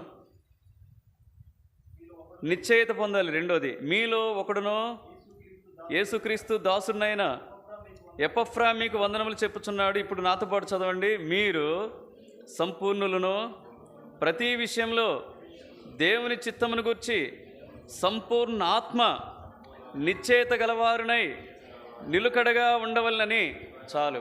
అంటే ఆత్మలో నువ్వేం చేయాలి? నిశ్చయించుకోవాలి. దేవుడు నాతో మాట్లాడాడు, ఇది చేయమన్నాడు, ఇది చేయొద్దన్నాడు, ఇక్కడ ఉండమన్నాడు, ఇక్కడ ఉండొద్దన్నాడు, వీరితో వివాహము నా కుమార్తెకి ఇవ్వాలని చెప్తా ఉన్నాడు, ఇక్కడ వద్దన్నాడు. ఇలా నిర్దిష్టంగా నువ్వు తెలుసుకోగలిగితే, ఆ నిశ్చయిత నువ్వు పొందుకుంటే తర్వాత 3వ స్టెప్ ఏం చేయాలి? ఎఫెసీ 6:6లో రాయబడతా వచ్చింది. Then third step is written in the Ephesians 6:6. మనుష్యులను సంతోషపెట్టువారు చేయనట్లు కంటికి కనబట్టుకే కాక, ఇప్పుడు నాతో పాటు చదవండి, క్రీస్తు దాసులమని ఎరిగి దేవుని చిత్తమును మనపూర్వకంగా జరిగించచ్చు. ఎలా చేయాలి? Whole heartedly you have to surrender to the word of God. హృదయపూర్వకంగా దేవునికి ఏం చేయాలి? నువ్వు అప్పగించుకోవాలి, లోపరుచుకున్న తర్వాత ఏం చేయాలి? అది జరిగించాలి. దాదాపుగా 1 month పరిశుద్ధ సమాజ కూడికలు జరిగాయి జెహోవా షమ్మా చెన్నైలో. పరిశుద్ధ సమాజ కూడికలు జరిగిన తర్వాత మరి చాలామంది వస్తారు కదా, వాళ్ళు తిరిగి వెళ్ళాలి కదా. చివరి రోజు ఎంతో సంతోషంగా ఉన్నారు. కుటుంబాలను వదిలిపెట్టి, పనులన్నింటినీ వదిలిపెట్టి 30 రోజులుగా దేవుని సన్నిధిలో గడిపి తదుపరి వాళ్ళు ఇళ్ళకు పోవాలని ఎంతో సంతోషంగా ఉన్నటువంటి క్రమంలో ఒకసారి ఏం జరుగుతూ వచ్చిందంటే, ఆ రోజు రాత్రి 7 గంటలుగా మొత్తం ముగించుకొని ఏం చేయొచ్చు, భోజనాలు పెట్టేసి పంపిస్తారని చెప్పేసి అందరూ సంతోషంగా, ఎప్పుడు ఆ విధంగానే జరుగుతుంది కాబట్టి వాళ్ళు అనుకొని ఆ రోజు కూడా మీటింగ్ వచ్చి కూర్చున్నారు. కానీ దేవుడు భగత్ సింగ్ గారికి ఏమి ఇచ్చాడంటే ఓ పెద్ద మెసేజ్ ఇచ్చాడు, గాస్పెల్ మెసేజ్. పెద్ద మెసేజ్ ఇచ్చిన కారణం చేత 9:30కి ఏమన్నదంటే, చెన్నై సెంట్రల్ రైల్వే స్టేషన్ నుంచి ఒక ట్రైను వెళ్తుందనమాట. అందరూ టికెట్లన్నీ దేనికి బుక్ చేసుకున్నారు? ఆ ట్రైన్కి బుక్ చేసుకుని ఉన్నారు. 9:30కి వెళ్ళిపోవాలి వాళ్ళు, 9 కల్లా ప్లాట్ఫామ్లోకి వెళ్ళిపోవాలి వాళ్ళు. కానీ దైవజనుడు 6 గంటలకు మొదలుపెట్టినటువంటి వర్తమానం కొనసాగుతూ ఏమైందంటే 10 గంటల వరకు చెప్పాడు. ఆ రోజు ఎన్ని గంటల వరకు? దేవుడు వాళ్ళందరికీ కూర్చున్న వాళ్ళు, ఇప్పుడు నేను 2 గంటల వరకు చెప్తే ఏం చేస్తారు చెప్పండి? నన్ను కిక్ బాక్సింగ్ ఆడుకుంటారు కదా, కిక్ బాక్సింగ్ అనవసరంగా వచ్చా ఈరోజు. ఇవాళ ఇంటి దగ్గర ఉన్నా బాగుండు కదా. ఏదో చెప్తా ఉన్నారు, ఏదో చెప్తా ఉన్నారు కదా. భక్సింగ్ గారు అట్లా కాదండి. ఆత్మ నడిపింపు ద్వారా దేవుని చిత్తాన్ని తెలుసుకొని దేవుని పిల్లలకి ఏ వర్తమానం ఇవ్వాలో తెలుసుకొని చెప్పేటటువంటి దైవజనుడు ఆయన. ఆయన పుస్తకం చదివితే మీకు ఇవన్నీ తెలుస్తాయన్నమాట. ఎంత ఆత్మీయ పురుకొల్పు అంటే కదా, గూస్ బంప్స్ వస్తాయని బుక్స్ చదువుతూ ఉంటే ఏమొస్తాయి? మీరు ఎప్పుడు చదివారు లేదు కానీ ఎన్నిసార్లు చదివినా నాకు కొత్త కొత్త విషయాలను చదువుతూ ఉంటే ఓరి నాయన, ఒక వ్యక్తిని భారతదేశంలో ఇంతగా వాడుకున్నావా తండ్రి అని చెప్పేసి దేవుని ఎంతగానో స్తుతిస్తా దైవజన్ను బట్టి. అయితే ఏం జరిగిందంటే ఇక వీళ్ళంతా నిరాశ నిట్టూర్పులతో మొత్తం గడుపుతూ ఏం చేస్తూ వచ్చారంటే, మొత్తానికైతే ఏం చేస్తూ వచ్చారు, మళ్ళీ ట్రైన్ ఎప్పుడు ఉంది? తెల్లవారుజామున 5 గంటలకి. ఈయన 10 గంటలకు ముగించుకొని అందరికి భోజనాలు పెట్టి ఇప్పుడు వెళ్ళిపోవాలి అర్థం కాలే. మీరు ఒకవేళ వెళ్ళి రైల్వే స్టేషన్లో అయినా ఉండండి, లేకపోతే మందిరంలో పడుకొని పొద్దుటే 5 గంటలకు వెళ్ళిపోండి అని చెప్పేసి భక్సింగ్ గారు కనపడరుగా ప్రార్థన చేసి అందరూ కూడా ప్రార్థన చేసి వెళ్ళిపోయారు. వెళ్ళిపోతే ఒక్కొక్కళ్ళు ఒక్కొక్క రీతిగా వ్యసన పడతా ఉన్నారు. భార్య మంచుకుంటే భర్త అరుస్తూ ఉన్నాడు, భర్త మంచుకుంటే భార్య అరుస్తూ ఉంది, వీళ్ళిద్దరు మంచుకుంటే పిల్లలు అరుస్తూ ఉన్నారు, వాళ్ళు తీసుకొచ్చినట్టు సేవకుల మీద వీళ్ళు అరుస్తూ ఉన్నారు. ఇవన్నీ అరుపుల మధ్య తెల్లవారుజామున 3 గంటలకు వచ్చిన న్యూస్ ఏంటంటే ఆ 9:30కు బయలుదేరి వెళ్ళినటువంటి ట్రైన్ యాక్సిడెంట్ అయ్యి అందులో చాలామంది చనిపోయారు. ఆ ట్రైన్కి ఏం జరిగింది అర్థమైందా? చూడండి, ఒకవేళ దైవజనుడు దేవుని చిత్తం తెలుసుకోకుండా దేవుని నడిపింపుకు విరోధంగా పోయి ఉంటే ఏమైపోయి చెప్పండి. తన ప్రజలు అప్పుడు అర్థమైంది భక్సింగ్ గారంటే ఎందుకు అట్లా ఉంచాడనేది అప్పుడు వాళ్ళ గ్రహింపులోనికి వచ్చింది. ఇది ఎవరు చెప్తా వచ్చారంటే దినకరన్ గారు, ఇప్పుడు పీడి దినకరన్ గారు వాళ్ళ నాన్న దినకరన్ గారు చెప్పారు ఈ సాక్ష్యం. వాళ్ళ నాన్న దినకరన్ గారు, ఆయన సమకాలికుడే కదా, contemporary God servant is also.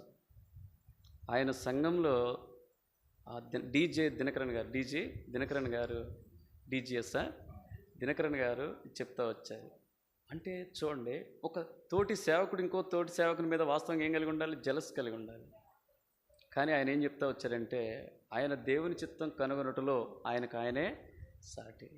దేవుని ఎంతగానో ఉన్నతంగా మహింపరిచినటువంటి దైవజనుడని ఆయన చెప్తా వచ్చాడు కదా. అందుకని ఒక మాట ఉంది, 1 యోహాను 2:17లో ఆయన చిత్తం చేసేవాళ్ళు ఎలా ఉంటారంట? నిలిచెదరు అని ఉంటుంది. 2వ అధ్యాయము దేవుని చిత్తం 2వ అధ్యాయం 17 వచ్చిన 1 యోహాను పత్రిక, లోకమును దాని ఆశయు గతించిపోవచ్చున్నవి కానీ దేవుని చిత్తమును జరిగించేవాడు నిరంతరము నిలుచును. ఆయన ఆలోచన అందుకనంటాడుగా, యెహోవా ఆలోచన కీర్తనలు 33:11 ఉంటుంది. యెహోవా ఆలోచన సదాకాలము నిలుచును. ఆయన ఆలోచన చొప్పున చేసేవాడు నిలబడతాడండి. ఆయనకు ఆలోచనగా విరోధంగా పోయేవాడు నష్టపోతాడు. వారు అవివేకులుగా మిగిలిపోతారు, వారు చరిత్రహీనులుగా మిగిలిపోతారు, వారు బుద్ధిహీనులుగా మిగిలిపోతారు. అర్థమైందా? 2 సందర్భాలు నేను చూపిస్తాను రండి. ఇద్దరు దేవుని చిత్తానికి వ్యతిరేకంగా పోతా వచ్చారు. ఎవరు వాళ్ళు? సౌలు. రండి, 1 సమూయేలు గ్రంథము 13వ అధ్యాయం 12-14 వచనాలు చదవండి. ఎప్పుడైతే మనం దేవుని యొక్క ఏర్పాటు నుంచి, ప్రణాళిక నుంచి, దేవుని యొక్క చిత్తం నుంచి బయటకు వైదొలుగుతామో వెంటనే ఏమో చెప్పండి, నష్టాన్ని, ఆత్మీయ నష్టాన్ని మనం అనుభవిస్తాం, పతనాన్ని అనుభవిస్తాం, ఓటమిని అనుభవిస్తాం. 1 సమూయేలు గ్రంథం 13వ అధ్యాయం 12 నుంచి, ఇంకను యెహోవాని శాంతి పరచక మునిపే ఫిలిస్తీయులు గిల్గాలునకు వచ్చి నా మీద పడుదురనుకొని నా అంతట నేను సాహసించి దహన బలి అర్పించితనను. ఏం చేస్తా వచ్చాడు ఈయన? అవివేక ప్రవర్తించాడు, బుద్ధిహీనుడిగా ప్రవర్తించాడు. యాజకుడు చేయవలసినటువంటి పనిని ఎవరు చేయాలి? యాజకుడే చేయాలి కదా. ఎవరు చేస్తూ వచ్చారు?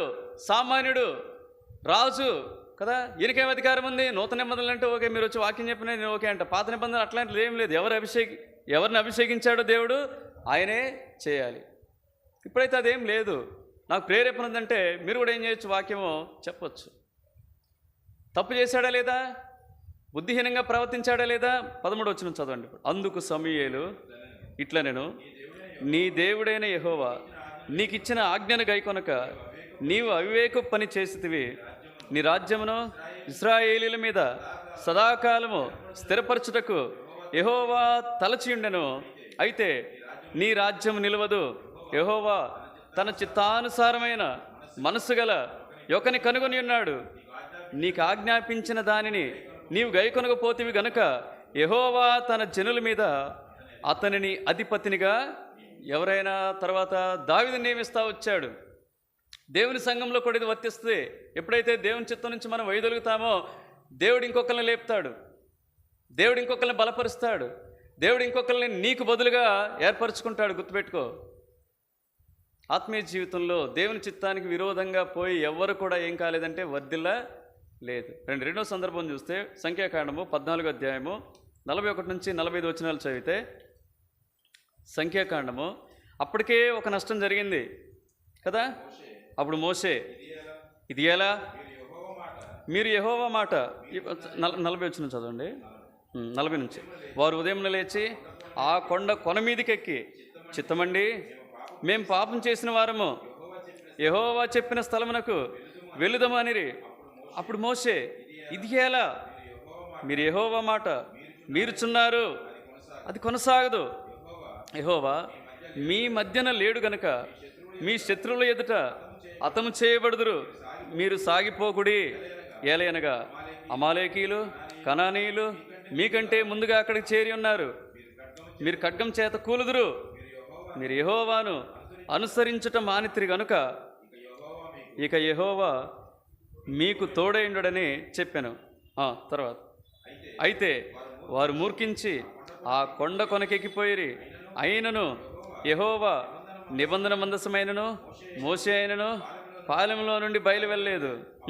అప్పుడు ఆ కొండ మీద నివాసముగానున్న అమాలేకులు కనానీయులను దిగివచ్చి వారిని కొట్టి హోర్మా వరకు వారిని తరిమి, ఏందండి అక్కడికి 2 సార్లు ఇప్పుడు ఆల్రెడీ చెడు సమాచారం పట్టుకొచ్చారు, దేవుని కోపానికి గురయ్యారు, దేవుని కృపకు దూరమయ్యారు. అర్థమైందా? దేవుని మహిమ లేదు వారి మధ్య, దేవుని సన్నిధి వారి మధ్య లేదు. మోషే గ్రహించాడు కదా, ఏదో చెప్పాడు మొత్తానికి. కొంతమంది తెగులు చేత నశిస్తే, ఆ 10 మంది చెడు సమాచారం పట్టుకొచ్చిన వాళ్ళు నశించి అందులో కొంతమంది నశిస్తే, ఆ తర్వాత కూడా వీరికి ఏం రాదు చెప్పండి, బుద్ధి రాలేదు కదా. ఎన్నోసార్లు మనకు కూడా బుద్ధి రాదండి. ఎన్ని మొట్టికాయలు మొట్టినా, అర్థమైందా, ఎన్ని దెబ్బలు తిన్నా, ఎన్నిసార్లు పడిపోయినా, ఎన్నిసార్లు బలహీనమైనా, ఎన్నిసార్లు దేవుడు మన జీవితాల్లో శ్రమలు అనుమతించి మనకు నేర్పించాలని ప్రయత్నం చేసినా మనం కూడా లోబడినటువంటి మనస్తత్వం కలిగి ఉంటాం. దానికి ఉదాహరణ వీళ్ళే. ఆఖరికి ఏమంటున్నారు చెప్పండి, ఇప్పుడు సరే అయిపోయింది, అది అయిపోయిందండి, మేము ఇప్పుడు ఏం చేస్తాం, కొండ కొనకెక్కి కనానీయులతోనూ అమాలేకులతో ఏం చేస్తాం, మేము యుద్ధం చేస్తామంటున్నారు. అయ్యో ఇంకా ఇప్పుడు ముందుగతికంటే ఇప్పుడు మరి ఇంకా చెడ్డదయ్యా, ఇప్పటికే దేవుని కృపకు దూరం అయిపోయారు, దేవుని ఆలోచన చొప్పున నడుచుకోక మీరు వెళ్ళొద్దు, దేవుడు మనకి ఏం లేడు, తోడై చెప్తా ఉన్నాడు మోషే. అప్పుడు మోషేని వదిలిపెట్టారు, దేవుని మందసాన్ని వదిలిపెట్టారు. అంటే ఒక మాటలో చెప్పాలంటే దేవుని వాక్యాన్ని వదిలిపెట్టారు, దేవుని సన్నిధిని వాళ్ళు వదిలిపెట్టారు, తమ సొంత ఆలోచన చొప్పున నడుచుకున్నారు. అందులో చాలామంది ఏమైపోయారు, హతులయ్యి శత్రువుల చేతిలో. అందుకనే యెహోవాకు విరోధమైన ఆలోచన ఏం చేయదు, నిలవదు. లూకా సువార్త 12:47 చూస్తే ఇంకొక మాట ఉంటుంది. జీవితంలో ఎదురు దెబ్బలు ఎప్పుడు తగులుతాయంటే, జీవితంలో నష్టం ఎప్పుడు కలుగుతుందంటే, జీవితంలో ఎప్పుడు ప్రతికూల పరిస్థితులు మనం ఎదుర్కోవాల్సి వస్తుంటే, జీవితంలో ఎందుకు మనం పతన స్థితికి చేరుకుంటామంటే 12వ అధ్యాయం 47వ వచనం, తన యజమానుని చిత్తమెరిగియుండి సిద్ధపడక అతని చిత్తము చొప్పున జరిగింపక ఉండు దాసునికి అనేకమైన దెబ్బలు తగులును. గుర్తుపెట్టుకో.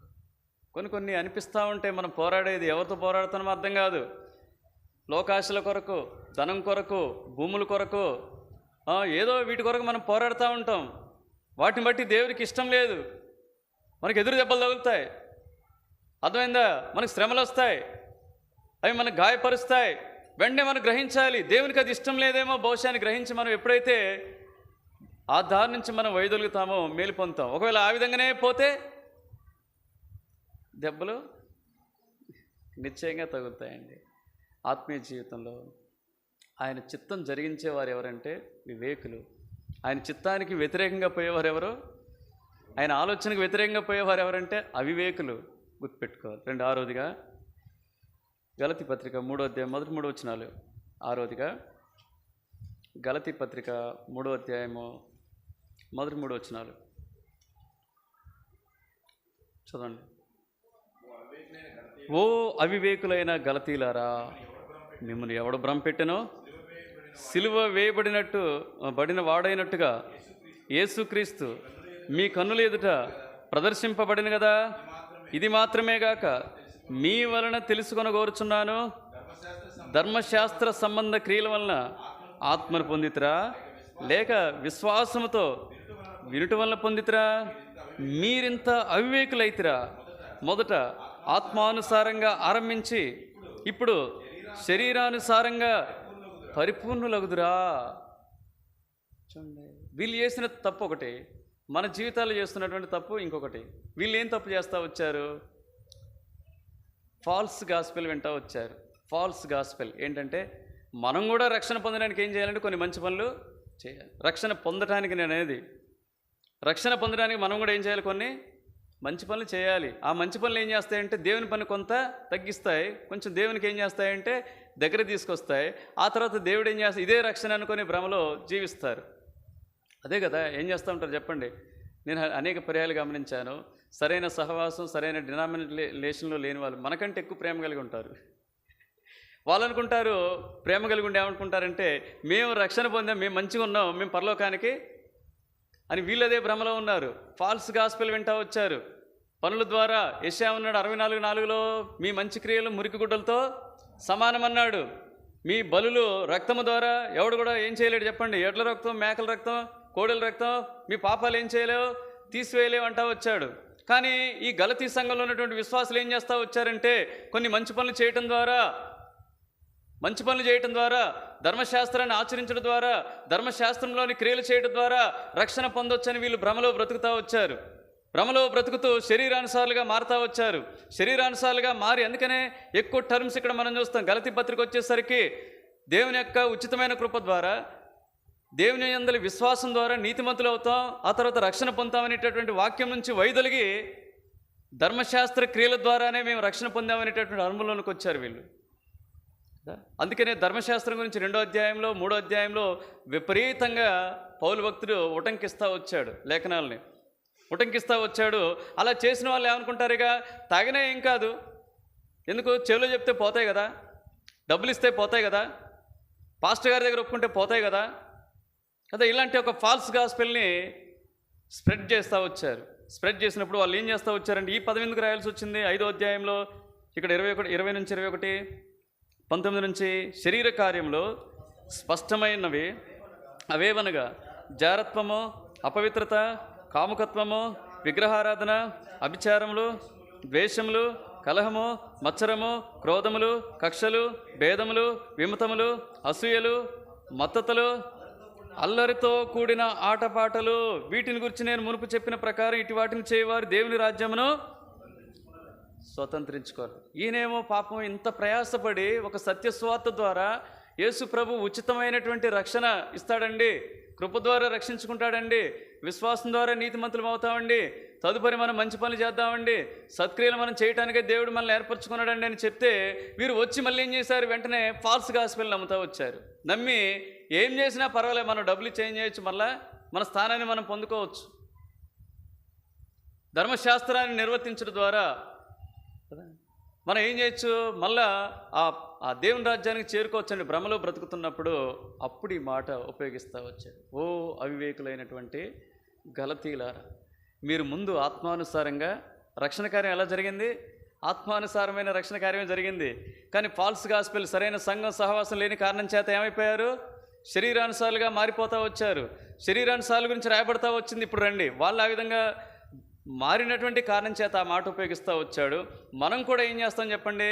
మనం కూడా వారే కాదు, ఇంత సత్యస్వార్త విని కూడా, ఒక క్రమం కలిగినటువంటి సహవాసంలో ఉండి కూడా, దేవుని ప్రార్థనలో ఉండి కూడా, దేవుణ్ణి ఆరాధిస్తూ కూడా మనం కూడా తప్పిపోవడానికి అవకాశం ఉందంటానికి గొప్ప ఉదాహరణ ఇది. రోమపత్రికలో చూస్తే 8వ అధ్యాయంలో శరీర సంబంధాల గురించి కొన్ని మాటలు రాయబడతా వచ్చాయి. వాళ్ళు ఏం చేయలేరంటే, ఒకవేళ అదే అనుభవంలో నీవుంటే, 5వ వచనం చదవమ్మా. శరీరానుసారులు శరీర విషయముల మీద మనస్సుంతురు, ఆత్మానుసారులు ఆత్మ విషయముల మీద మనస్సుంతురు. శరీరానుసారమైన మనస్సు మరణము, ఆత్మానుసారమైన మనస్సు జీవము సమాధానమునై ఉన్నది. ఏలైనగా శరీరానుసారమైన మనస్సు దేవునికి విరోధమై ఉన్నది, అది దేవుని ధర్మశాస్త్రమునకు లోబడదు, ఏమాత్రమును లోబడనేరదు. కాగా శరీర స్వభావం కలవారు దేవుని సంతోషపరచనేరరు. మనం శరీర రీతిగా ఏ పని చేసినా అండి, ఆత్మానుసారంగా చిన్న ప్రార్థన చేసినా దేవుడు ఆలకిస్తాడు. ఆత్మానుసారంగా ఆరాధన వచ్చిరాని పదాలతో చేసిన దేవుడు ఆనందిస్తాడు. అర్థమైందా? శరీరానుసారంగా జీవిస్తూ ఆత్మానుసారమైన జీవితం అనేటటువంటి ముసుగు వేసుకొని మనం చేసేటటువంటి ప్రతి పనిని కూడా దేవుడు ఏం చేస్తాడు చెప్పండి? అసహించుకుంటాడు. గుర్తుపెట్టుకోండి, అసహించుకుంటాడు.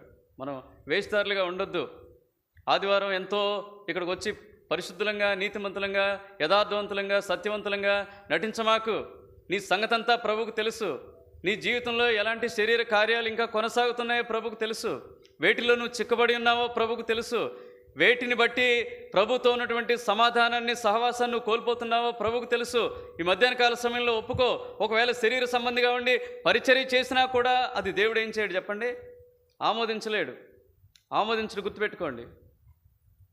జాన్ గిడ్డీ అనేటటువంటి ఒక ఆయన ఉన్నాడు. జాన్ గెడ్డీ, ఎప్పుడైనా ఉన్నారా?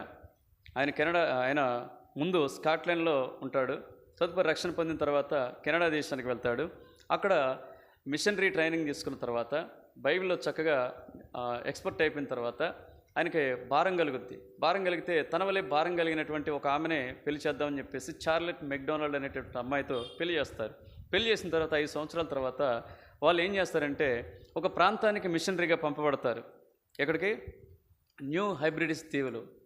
అవి ఆ యొక్క ఉత్తర అమెరికా, దక్షిణ అమెరికా ప్రాంతాలు తూర్పు ప్రదేశంలో లొకేట్ అయి ఉంటాయి. వనవట్టు అంటారు. ఇప్పుడు ఏమంటారు వాటిని?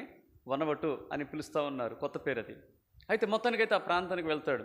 వెళ్ళేటప్పుడు అక్కడ అంతకుముందు వెళ్ళినటువంటి వాళ్ళు చాలా ఇది ఏం చేస్తారంటే భయపెడతారు. అక్కడ వెళ్తే చాలా ప్రమాదం, నరమాంస భక్షకులు ఉంటారు, నువ్వు అక్కడ వెళ్తే నేను తినేస్తారు.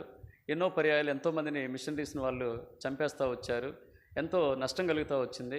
మనకున్నవన్నీ వాళ్ళు దోచేసుకుంటారు అని చెప్పినప్పుడు మరి నేనేం చేయాలంటాడు. ఆ ప్రశ్న దేవుని అడిగితే బాగుండేది. ఎవరిని అడుగుతాడు? స్నేహితులను అడుగుతాడు. స్నేహితులను అడిగితే నువ్వు అక్కడ పోయి మరి జాగ్రత్తగా ఉండాలంటే నువ్వు భార్యతో కూడా వెళ్తున్నావు కాబట్టి జాగ్రత్తగా ఉండడానికి నేనేం చేస్తానంటే నీకు ఒక పిస్టల్ ఇస్తా అంటాడు. ఏమిచ్చాడు? పిస్టల్. ఓ చేత నువ్వు బైబిల్ పట్టుకో, ఇంకో చేత ఏం పట్టుకో? పిస్టల్ పట్టుకో. బైబిల్ పట్టుకొని ఏం చేయి? దేవుని వాక్యం ప్రకటించని చెప్తాడు. రెండోది ఇంకొకటి నీకు ఇస్తానంటారు. ఇంకో ఇద్దరు స్నేహితులు ఏమంటారంటే ఒకవేళ పిస్టల్ నేను కాపాడకపోతే ఏం చేస్తావంటే నీకు పడవ ఇస్తాం. ఆ పడవ ఏం చేయంటే తీసుకుపోయి ఒక తీరాన్ని పెట్టుకొని ఏదైనా నీకు ఉపద్రవం వచ్చినప్పుడు, ఆపద వచ్చినప్పుడు ఆ పడవ వేసుకుని ఏం చేయి? పారిపోని చెప్తారనమాట. పారిపోయి ఇదేదో మంచిగా ఉంది కదా అని చెప్పేసి ఆయన ఏం చేస్తారంటే ఈ పడవని తీసుకుపోయి ఒక చోట కట్టేసి ఉంచుకుంటాడు. న్యూ హైబ్రిడ్స్ దీవులకు వెళ్ళిపోతాడు. తన భార్యతో పాటుకు అడుగు పెడతాడు. అక్కడ అనేకమైన ప్రతికూల పరిస్థితులు ఏర్పడతా ఉంటాయి. అక్కడే సువార్త ప్రకటిస్తూ ఉంటాడు. ఎవరైనా తను సమీపించి దేవుని సువార్త ప్రకటించినప్పుడు వాళ్ళ కోపం వచ్చి వాళ్ళ మీద పడి వాళ్ళని దోచుకోవడానికి ప్రయత్నం చేస్తే వెంటనే జేబులే ఉంది? పిస్టల్ ఉంది. ఒకవైపు బైబిల్ ఉంది. ఈ పిస్టల్ తీసి వాళ్ళని కాలమని చెప్పలేనా? ఎక్కడ కాలమన్నాడు? గాల్లో కాల్చు. ఆ శబ్దానికి వారు భయపడి, అర్థమైంది, ఇదేదో మనకు హాని చేస్తారని భయపడి ఏం చేస్తారంటే నీ నుంచి దూరంగా పారిపోతారని చెప్తారనమాట. ఇలా చేస్తూ కొద్ది నెలలు గడిచిన తర్వాత ఏమవుద్దంటే ఒక్కడు కూడా మారు మనసు పొందడు, ఒక్కడు కూడా రక్షణ పొందడు. ఆయన దేన్ని ఆధారంగా చేసుకొని చేస్తా ఉన్నాడు పరిచర్య? మనుషుల్ని, శరీరానుసారంగా ఆయన ఏం చేస్తున్నాడంటే పరిచర్య చేస్తూ ఉన్నాడు. ఏం రాలట్లే, ఏం ఉపయోగం లేదు, ఏం ప్రయోజనం లేదు. ఎవరు వచ్చినా మళ్ళీ స్వాత పత్రికలు ఇవ్వటం, వాళ్ళు తిరగబడితే ఏం చేస్తున్నా మళ్ళీ కాల్చివేయటం కదా. 2 సంవత్సరాలు గడిచినా ఏం కాలే. తర్వాత 2 సంవత్సరాల తర్వాత తన భార్య కూడా ఏమైపోద్దంటే అనారోగ్య పరిస్థితులు కూడా తాను చనిపోద్ది. తను ఒక్కడే చనిపోతే ఏంటి ప్రమాదం? వాళ్ళు వచ్చి ఏం చేస్తారు? తింటారు, లేకపోతారు, తింటారు. ఆ పిస్టల్ పట్టుకొని ఒక గొయ్యి తీసి తన భార్యను అందులో పాతిపెట్టి మొత్తం అయ్యేంత వరకు కూడా ఫైరింగ్ చేస్తూ ఉంటాడు. తర్వాత మొత్తం సమాధి అయిపోయిన తర్వాత మరలా అదే పద్ధతి మొదలు పెడతాడు. మళ్ళీ సంవత్సరం అయినా ఒక్కడు కూడా దేవుణ్ణి నమ్ముకోడు. ఒకనాడు దేవుణ్ణి అడుగుతాడు అనమాట, ఇన్ని సంవత్సరాలుగా నేను ఇక్కడ పరిచర్య చేస్తాను, ఒక్క ఆత్మ కూడా నమ్ముకోవటం లేదంటే అప్పుడు దేవుడు తనతో మాట్లాడతాడు. నీవు శరీర సంబంధిగా ఉండి శరీరానుసారమైన పరిచర్య చేస్తాను. నేను కాపాడలేనా? నిన్ను భద్రపరచలేనా? నీకు సహాయపడలేనా? ఎందుకు ఆ పిస్టల్ అన్నాడు. ఎందుకు ఆ పిస్టల్ అన్నాడు. వెంటనే ఏం చేస్తాడంటే ఆ పిస్టల్ని విరగొడతాడు. దేవుని మీద విశ్వాసం ఉంచుతాడు. పోతే పోయినా అనుకుంటాడు. తదుపరి ఎక్కడ పోతాడంటే మరి ఉండాలి కదా, పోయి ఆ వాడి దగ్గర పోతాడు. వాడిని చూస్తే ఇంకా కోపం అంటే దేవుని నన్ను తప్పించలేడు, నేను పారిపోవాలి, వీళ్ళ నుంచి కాపాడబడాలి అంటే దేవుని నన్ను కాపాడలేడా అని చెప్పేసి ఏం చేస్తాడంటే ఒక గొడ్డలు తీసుకుని ఏం చేస్తాడంటే ఆ వాడను కూడా ఏం చేస్తాడు? పగలగొట్టు. ప్రభువా, బ్రతుకుట క్రీస్తే, చావైతే లాభం. ఇప్పుడు నువ్వే చేయి పరిచర్య, నేను కాదు. ఎవరిని చేయమంటాడు? అప్పుడు ఎవరు చేసింది పరిచర్య? ఆయన చేశాడు. శరీరానుసారంగా చేశాడు, ఆత్మానుసారంగా చేయలే. పరిశుద్ధాత్మ దేవుని సహాయం మీద ఆధారపడలే కదా. ఆ గొడ్డలతో పడవను కూడా విరగొట్టిన తర్వాత ఏం చేస్తారంటే అప్పుడు బైబిల్ మాత్రమే పట్టుకొని ప్రజల వద్దకు వెళ్తాడు. అక్కడ కార్యం జరుగుద్ది. అనేక ఆత్మలు ప్రభుని నమ్ముకుంటారు. ఆయన వెళ్ళినప్పుడు ఆయన గురించి రాసినటువంటి సమాధి మీద రాసినటువంటి విషయం ఏంటంటే, న్యూ హైబ్రిడిస్ దీవులకు వెళ్ళినప్పుడు ఒక్క ఆత్మ కూడా ప్రభుని నమ్ముకున్నటువంటి ఒక్క ఆత్మ కూడా లేదు. కానీ ఆయన మరణించినప్పుడు ప్రభుని నమ్ముకొనని ఒక ఆత్మ కూడా ఆ ప్రాంతంలో లేదంటారు. మనం కూడా అంతే. పరిచర్య అయినా, దేవుని పని అయినా, ఏదైనా సరే, భక్తి అయినా, ఏదైనా సరే, శరీరానుసారంగా ఉండి, శరీర సంబంధంగా ఉండి దేవుణ్ణి ఏం చేయలేం, మనం సంతోషపెట్టలేం. ఫిలిప్పీ 3:3లో పౌలు భక్తుడు ఒక మాట అంటాడు. ఏమంటాడు చెప్పండి? మేము శరీరమును ఆస్పదము చేసుకొనక అంటాడు. శరీరమును చదవండి ఆ మాట. ఎందుకనగా శరీరమును ఆస్పదము చేసుకొనకంటే అర్థం ఏంటి? మేము శరీరాన్ని ఆధారంగా చేసుకోలేదు. దేవుని ఆత్మనే, దేవుని యొక్క శక్తినే, దేవుని యొక్క పునరుత్థాన శక్తిని, బలాన్ని మాత్రమే, దేవుని యొక్క వాగ్దానాలని మేము పట్టుకొని పరిచర్య చేయగలుగుతాం వచ్చాం. కానీ ఏనాడు కూడా మా శరీరాన్ని ఏం చేయలేదు, మేము ఆధారంగా చేసుకోలేదు. ప్రియ సహోదరి సహోదరుడు, దేవుని పని దేవుని పద్ధతిలో చేస్తేనే, అర్థమైందా? దేవుని పని ఏ పద్ధతిలో చేయాలి? దేవుని పద్ధతిలో చేస్తేనే దేవుడు ఎంతో సంతోషిస్తాడు. గలతీల వలె మనం ఏం కాకుండా ఉందాం, శరీరానుసారులుగా ఉండకుండా ఉందాం. ఆత్మానుసారమైన జీవితాన్ని మనం జీవిద్దాం. అప్పుడు ఆత్మానుసారమైన జీవితం ఏంటంటే జీవము. మనం వివేకులుగా కొనసాగుతాం. గుర్తుపెట్టుకోవాలి. ఇది 6వ చివరిది. సంఖ్యాకాండం 12వ అధ్యాయం 11వ వచనం.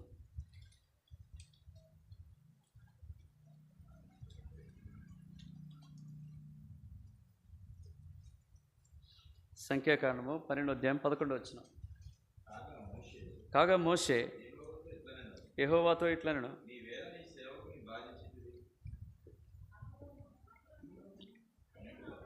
11వ వచనం కదా.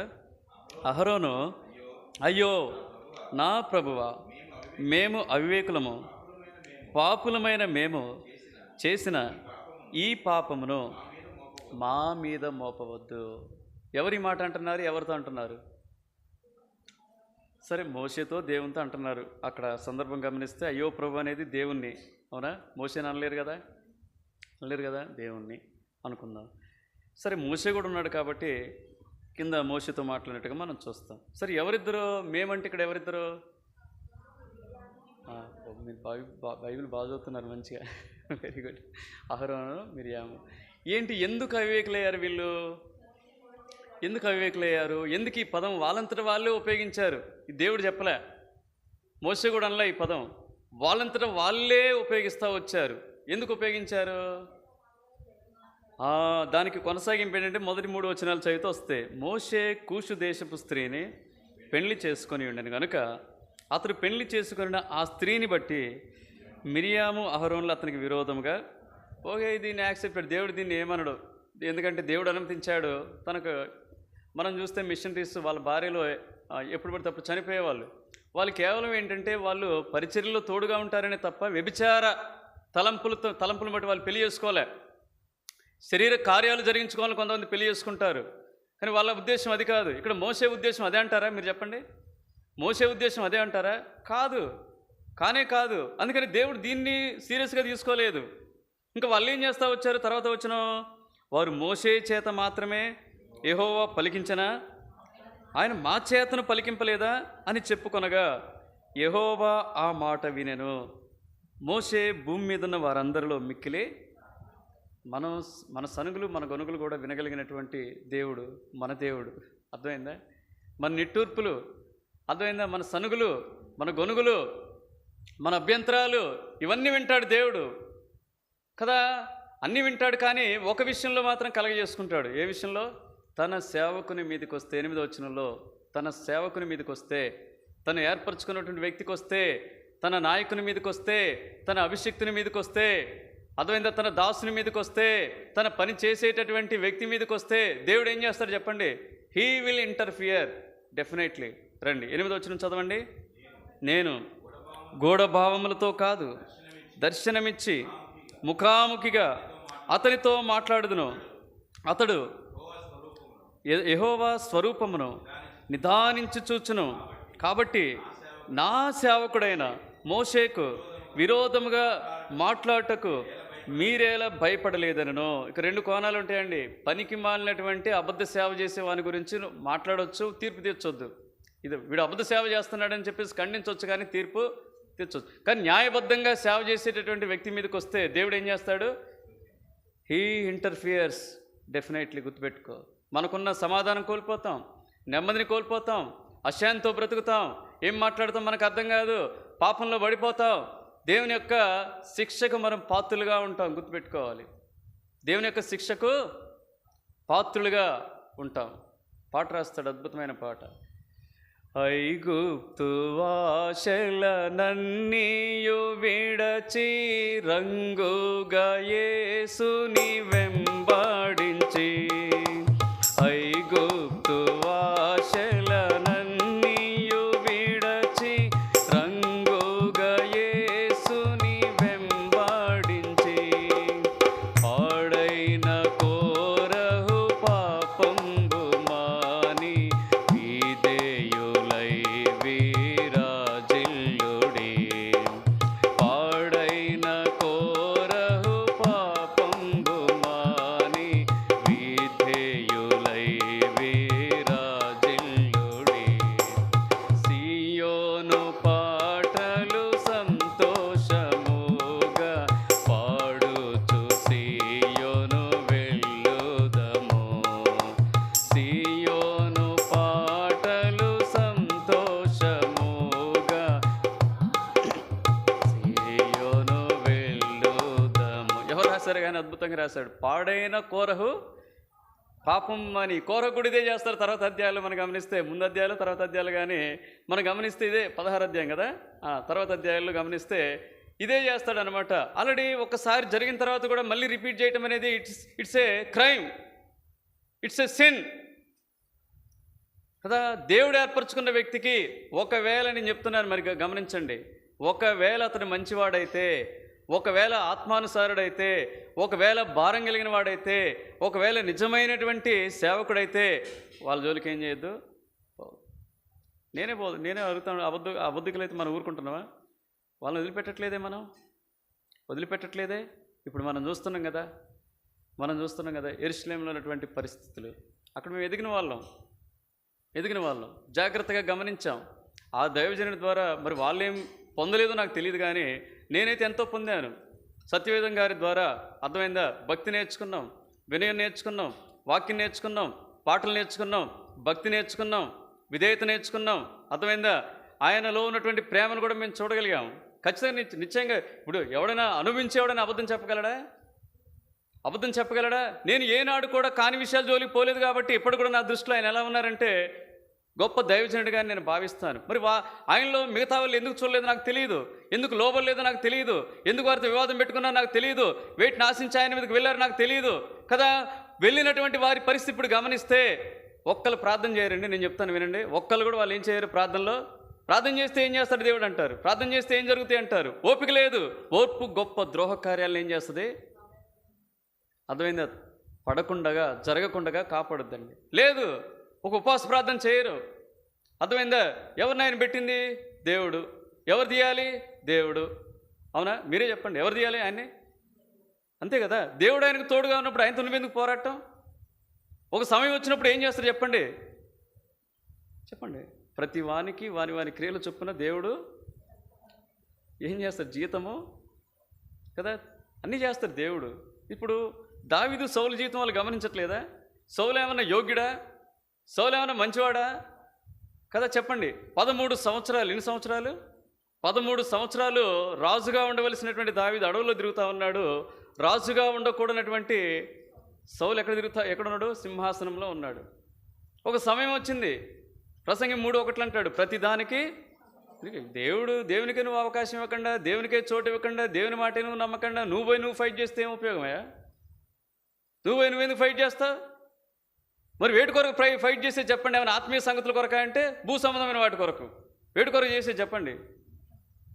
భూ సంబంధమైన వాటి కొరకు కొట్లాట పెట్టుకొని దేవుని నామానికి ఏం కలిగిస్తూ ఉన్నారు?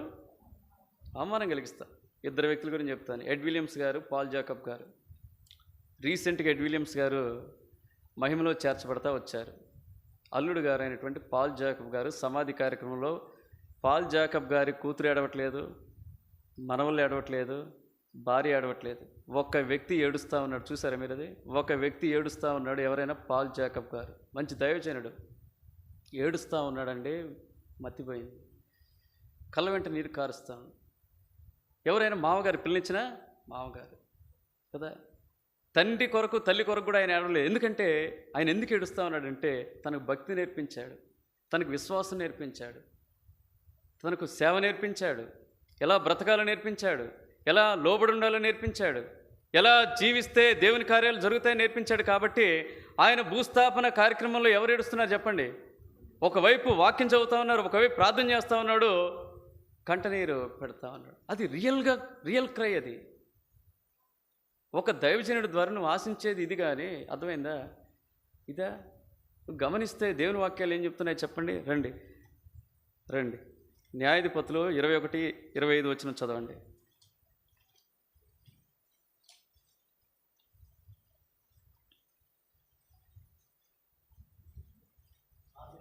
ఆ దినములలో ఇశ్రాయేలుకు రాజు లేడు, ప్రతివాడును తన ఇష్టానుసారంగా ప్రవర్తించుచు వచ్చిన. గుర్తుపెట్టుకోండి, ఒకవేళ నీ సేవకునికి కానీ నువ్వు ఉండేటటువంటి స్థలంలో కానీ అర్థమైందా, ఏదైనా నువ్వు చేస్తే చూడండి, ఆనాటి ప్రజలు ఎవరు లేరంట? రాజు లేని కారణం చేత ఇష్టానుసారంగా. రండి సామెతలు 11:14 వచ్చిన చదివితే, సామెతలు 11:14 వచ్చిన, నాయకులు లేని జనులు ఏమైపోతారు? అదే నేను గమనిస్తూ ఉంటాను. ఏంది వీళ్ళు అసలు ఎప్పుడు మందిరానికి వచ్చిన వాళ్ళు కాదు, ఎప్పుడు పోరాడిన వాళ్ళు కాదు, ఎప్పుడు పరిచయం చేసిన వాళ్ళు కాదు. అక్కడ నేను గమనిస్తే కొన్ని వీడియోలు నాకెందుకు పంపుతున్నా నాకు అర్థం కాదు. అది నేను వాటితో ఎవరితో కూడా నేనేం చేయను. నేను ప్రభుపక్షం ఉంటా. ఏ పక్షం ఉంటా? ప్రభుపక్షం ఉంటా. నేను ఆ మనిషి ఈ మనిషి పక్షం ఉండి అనవసరమైన తిప్పలు నేను తెచ్చుకోలేను. రండి సామెతలు 11:14, నాయకులు లేని జనులు చెడిపోదురు, ఆలోచనకర్తలు అనేకులుండుట రక్షణకరము. నాయకులు లేని జనులు ఏమైపోతారు? చెడిపోతారు. ఆ నాయకున్నే దూషించి, ఆ నాయకున్నే బెదిరించి, ఆ నాయకునికే తిరుగుబాటు చేసి చరిత్రలో ఎవడు కూడా ఏం కాలేదంటే మనశ్శాంతిగా బ్రతికినట్టు, ఆత్మీయంగా ఎదిగినట్టు కూడా లేదు. అందుకనే మనం ఏమంటాడు చెప్పండి? 1 తిమోతి 5:17 చదవని, తర్వాత హెబ్రీ పత్రిక 13వ అధ్యాయము 16-17 వచనాలు కూడా చదవండి. బాగుగా పాలన చేయి పెద్దలను, విశేషంగా వాక్యమందును ఉపదేశమందును ప్రయాసపడు వారిని రెట్టింపు సన్మానమునకు పాత్రులుగా ఎంచవలెను. అర్థమైంది? అందుకే మేము ఎంచుతాం. మేము ఎక్కడైతే ఎదిగామో, ఎక్కడైతే మేలు పొందామో వాళ్ళ కొరకు ఏం చేస్తున్నాం? ప్రార్థన చేస్తాం. వాళ్ళ నాశనం కోరం. వాళ్ళు ఎలాంటి వ్యక్తులైనా మాకెందుకండి? దేవుడు ఒకనాడు ఏం చేస్తాడు చెప్పండి? ఎవరిని వదిలిపెట్టాడు. మనమే జడ్జి చేస్తే ఇంకెందుకు దేవునికి? ఏమని చెప్పి పగ తీర్చుట నా వంతు అన్నాడు దేవుడు. ఏదైనా చేయగలిగితే దేవుడు చేయాలి, మనం ఎందుకు కలగ చేసుకోవటం? ఇంకా ఎవరి పత్రిక చూడండి, బాగుగా చేసే వాళ్ళని ఏం చేయాలంటే రెట్టింపు సన్మానానికి మనం ఏం చేయాలి? పాత్రలుగా చేయాలి. 13, 16, 17 వచనాలు. 17 వచనం చదివండి. ఇక మీ పైని నాయకులుగా ఉన్నవారు లెక్క ఒప్ప చెప్పవలసిన వారి వలె మీ ఆత్మలను కాయుచున్నారు. వారు దుఃఖముతో ఆ పని చేసిన ఎడల మీకు నిష్ప్రయోజనము గనక దుఃఖముతో కాక ఆనందముతో చేయనట్లు వారి మాట విని వారికి లోబడి ఉండుడి కదా. ఒకవేళ తప్పు పనులు చేస్తే మనం ఏం చేయొచ్చు? ఖండించవచ్చు, వారి నుంచి దూరంగా వెళ్ళిపోదు. రైట్ ఉంది, we have right to go back, to flee from there. అక్కడి నుంచి వెళ్ళిపోవటానికి, పారిపోవటానికి, వెనుదిరగటానికి మనకు అవకాశం ఉంది కదా. ఎందుకు? ఇద్దరు వ్యక్తుల గురించి మనం అంట తప్పు చేసిన వ్యక్తుల్ని పౌలు కూడా ఏం చేస్తూ వచ్చాడంటే కోట్ చేస్తూ వచ్చాడు. 1 తిమోతి 1వ అధ్యాయము 19 వచనం చెప్పుకొని ముగించుకుందాం. 1 తిమోతి 1వ అధ్యాయము, నా కుమారుడైన తిమోతి, నీ విశ్వాసమును మంచి మనస్సాక్షి కలిగినవాడు, నిన్ను గూర్చి ముందుగా చెప్పబడిన ప్రవచనములు చెప్పబడిన ఈ మంచి పోరాటము 19 అట్టి మనస్సాక్షిని కొందరు త్రోసివేసి విశ్వాస విషయమై ఓడబద్దలై పోయిన వారి వలె చెడి ఉన్నారు. వారిలో హుమనయును అలెగ్జాంద్రులు ఉన్నారు. వీరు దూషింపబడకుండా శిక్షింపబడుటగా వీరిని సాతానుకు. ఎవరు వీళ్ళు? ఒకప్పుడు పౌలు జతపని వారే. ఎవరు వీళ్ళు? బోధకులే. ఎవరు వీళ్ళు? పరిచారకులే. అయితే ఏమైపోయారు వీళ్ళు? ఏమైపోయారు చెప్పండి? పౌలు యొక్క నాయకత్వాన్ని, దేవుని వాక్యాన్ని, దేవుని ఆజ్ఞల్ని, వీటన్నిటినీ తృణీకరించి ఏం చేస్తూ వచ్చారు చెప్పండి? అబద్ధ బోధలోనికి జారిపోయారు వీళ్ళు. అబద్ధ బోధలోనికి ఎప్పుడైతే జారిపోతామో, తప్పుడు బోధలోకి ఎప్పుడైతే జారిపోతామో ఏమైపోయారు చెప్పండి? భ్రష్టులు అయిపోయారు. వారు ఎవరి చెరలో ఉన్నారని చెప్తా ఉన్నాడు పౌలు భక్తుడు. అది ఎవరైతే ఇట్లా చేస్తారో వారు ఎవరి చెరలో ఉన్నారు? ఎవరైతే ఇట్లా చేస్తారో వారు ఎవరి చెరలోకి వెళ్ళిపోతారు? అది చెప్పగానే చెప్తా ఉన్నాడు పౌలు భక్తుడు. ఒక ఆత్మీయ జీవితంలో ఏం చేయదు చెప్పండి? అహరోను మిరియాము చేసినటువంటి తప్పిదం చేయొద్దు. వాళ్ళు జాగ్రత్తగా ఒప్పుకున్నారు. ఒకవేళ మనం అలాంటిది ఏదైనా ఉంటే ఒప్పుకోవాలి. మేము పాపం చేసి మేము అవివేకులము అంటూ వచ్చారు కదా. మనం కూడా మనం తగ్గించుకుందాం. మనం తగ్గించుకొని ప్రభు బల్ల ఎదుట మనం సరి చేసుకుందాం. ఇప్పుడు ఎవరు అవివేకులని చెప్తా వచ్చాం? ఒకటి నుంచి దేవుని వెతకని వారు, దేవుని ఎరగని వారు. రెండోది అంతరంగ శుద్ధి కాకుండా బాహ్యానికి ప్రాధాన్యత ఇచ్చేవారు అవివేకులు. మూడోదిగా దేవుని ఆజ్ఞలను వినని వారు, వాగ్దానం నమ్మని వారు. నాలుగోదిగా గర్వం కలిగిన వారు, అతిశయం కలిగిన వారు అవివేకులు. తర్వాత ప్రభు చిత్తము ఎరగకుండా చేసేటటువంటి ఏ వ్యక్తి అయినా అవివేకే. తర్వాత ఆరోదిగా శరీరానుసారంగా చేసేటటువంటి ఏ పనైనా సరే అవివేక పనే. చివరిది నాయకుల మీద, ఆత్మీయంగా ఉన్న వాళ్ళ మీద తిరుగుబాటు చేయటం చాలా బుద్ధిహీనమైనటువంటి పని కదా. కాబట్టి ఇట్లా మనం చేయకుండా మనం చక్కగా జీవించడానికి దేవుడు సహాయపడు. ఒకవేళ ఇందులో ఎక్కడైనా చిక్కబడితే ప్రభు బల్లో పాలు పొందకమునకు మన జీవితాలు మనం సరి చేసుకుందాం. ఒక మాట అంటాడు కదా, ప్రభు అన్ని విషయాల్లో మీకు ఏమివ్వగలడు? వివేకమును అనుగ్రహించగలడు. ఆ వివేకం అనుగ్రహించును గాక.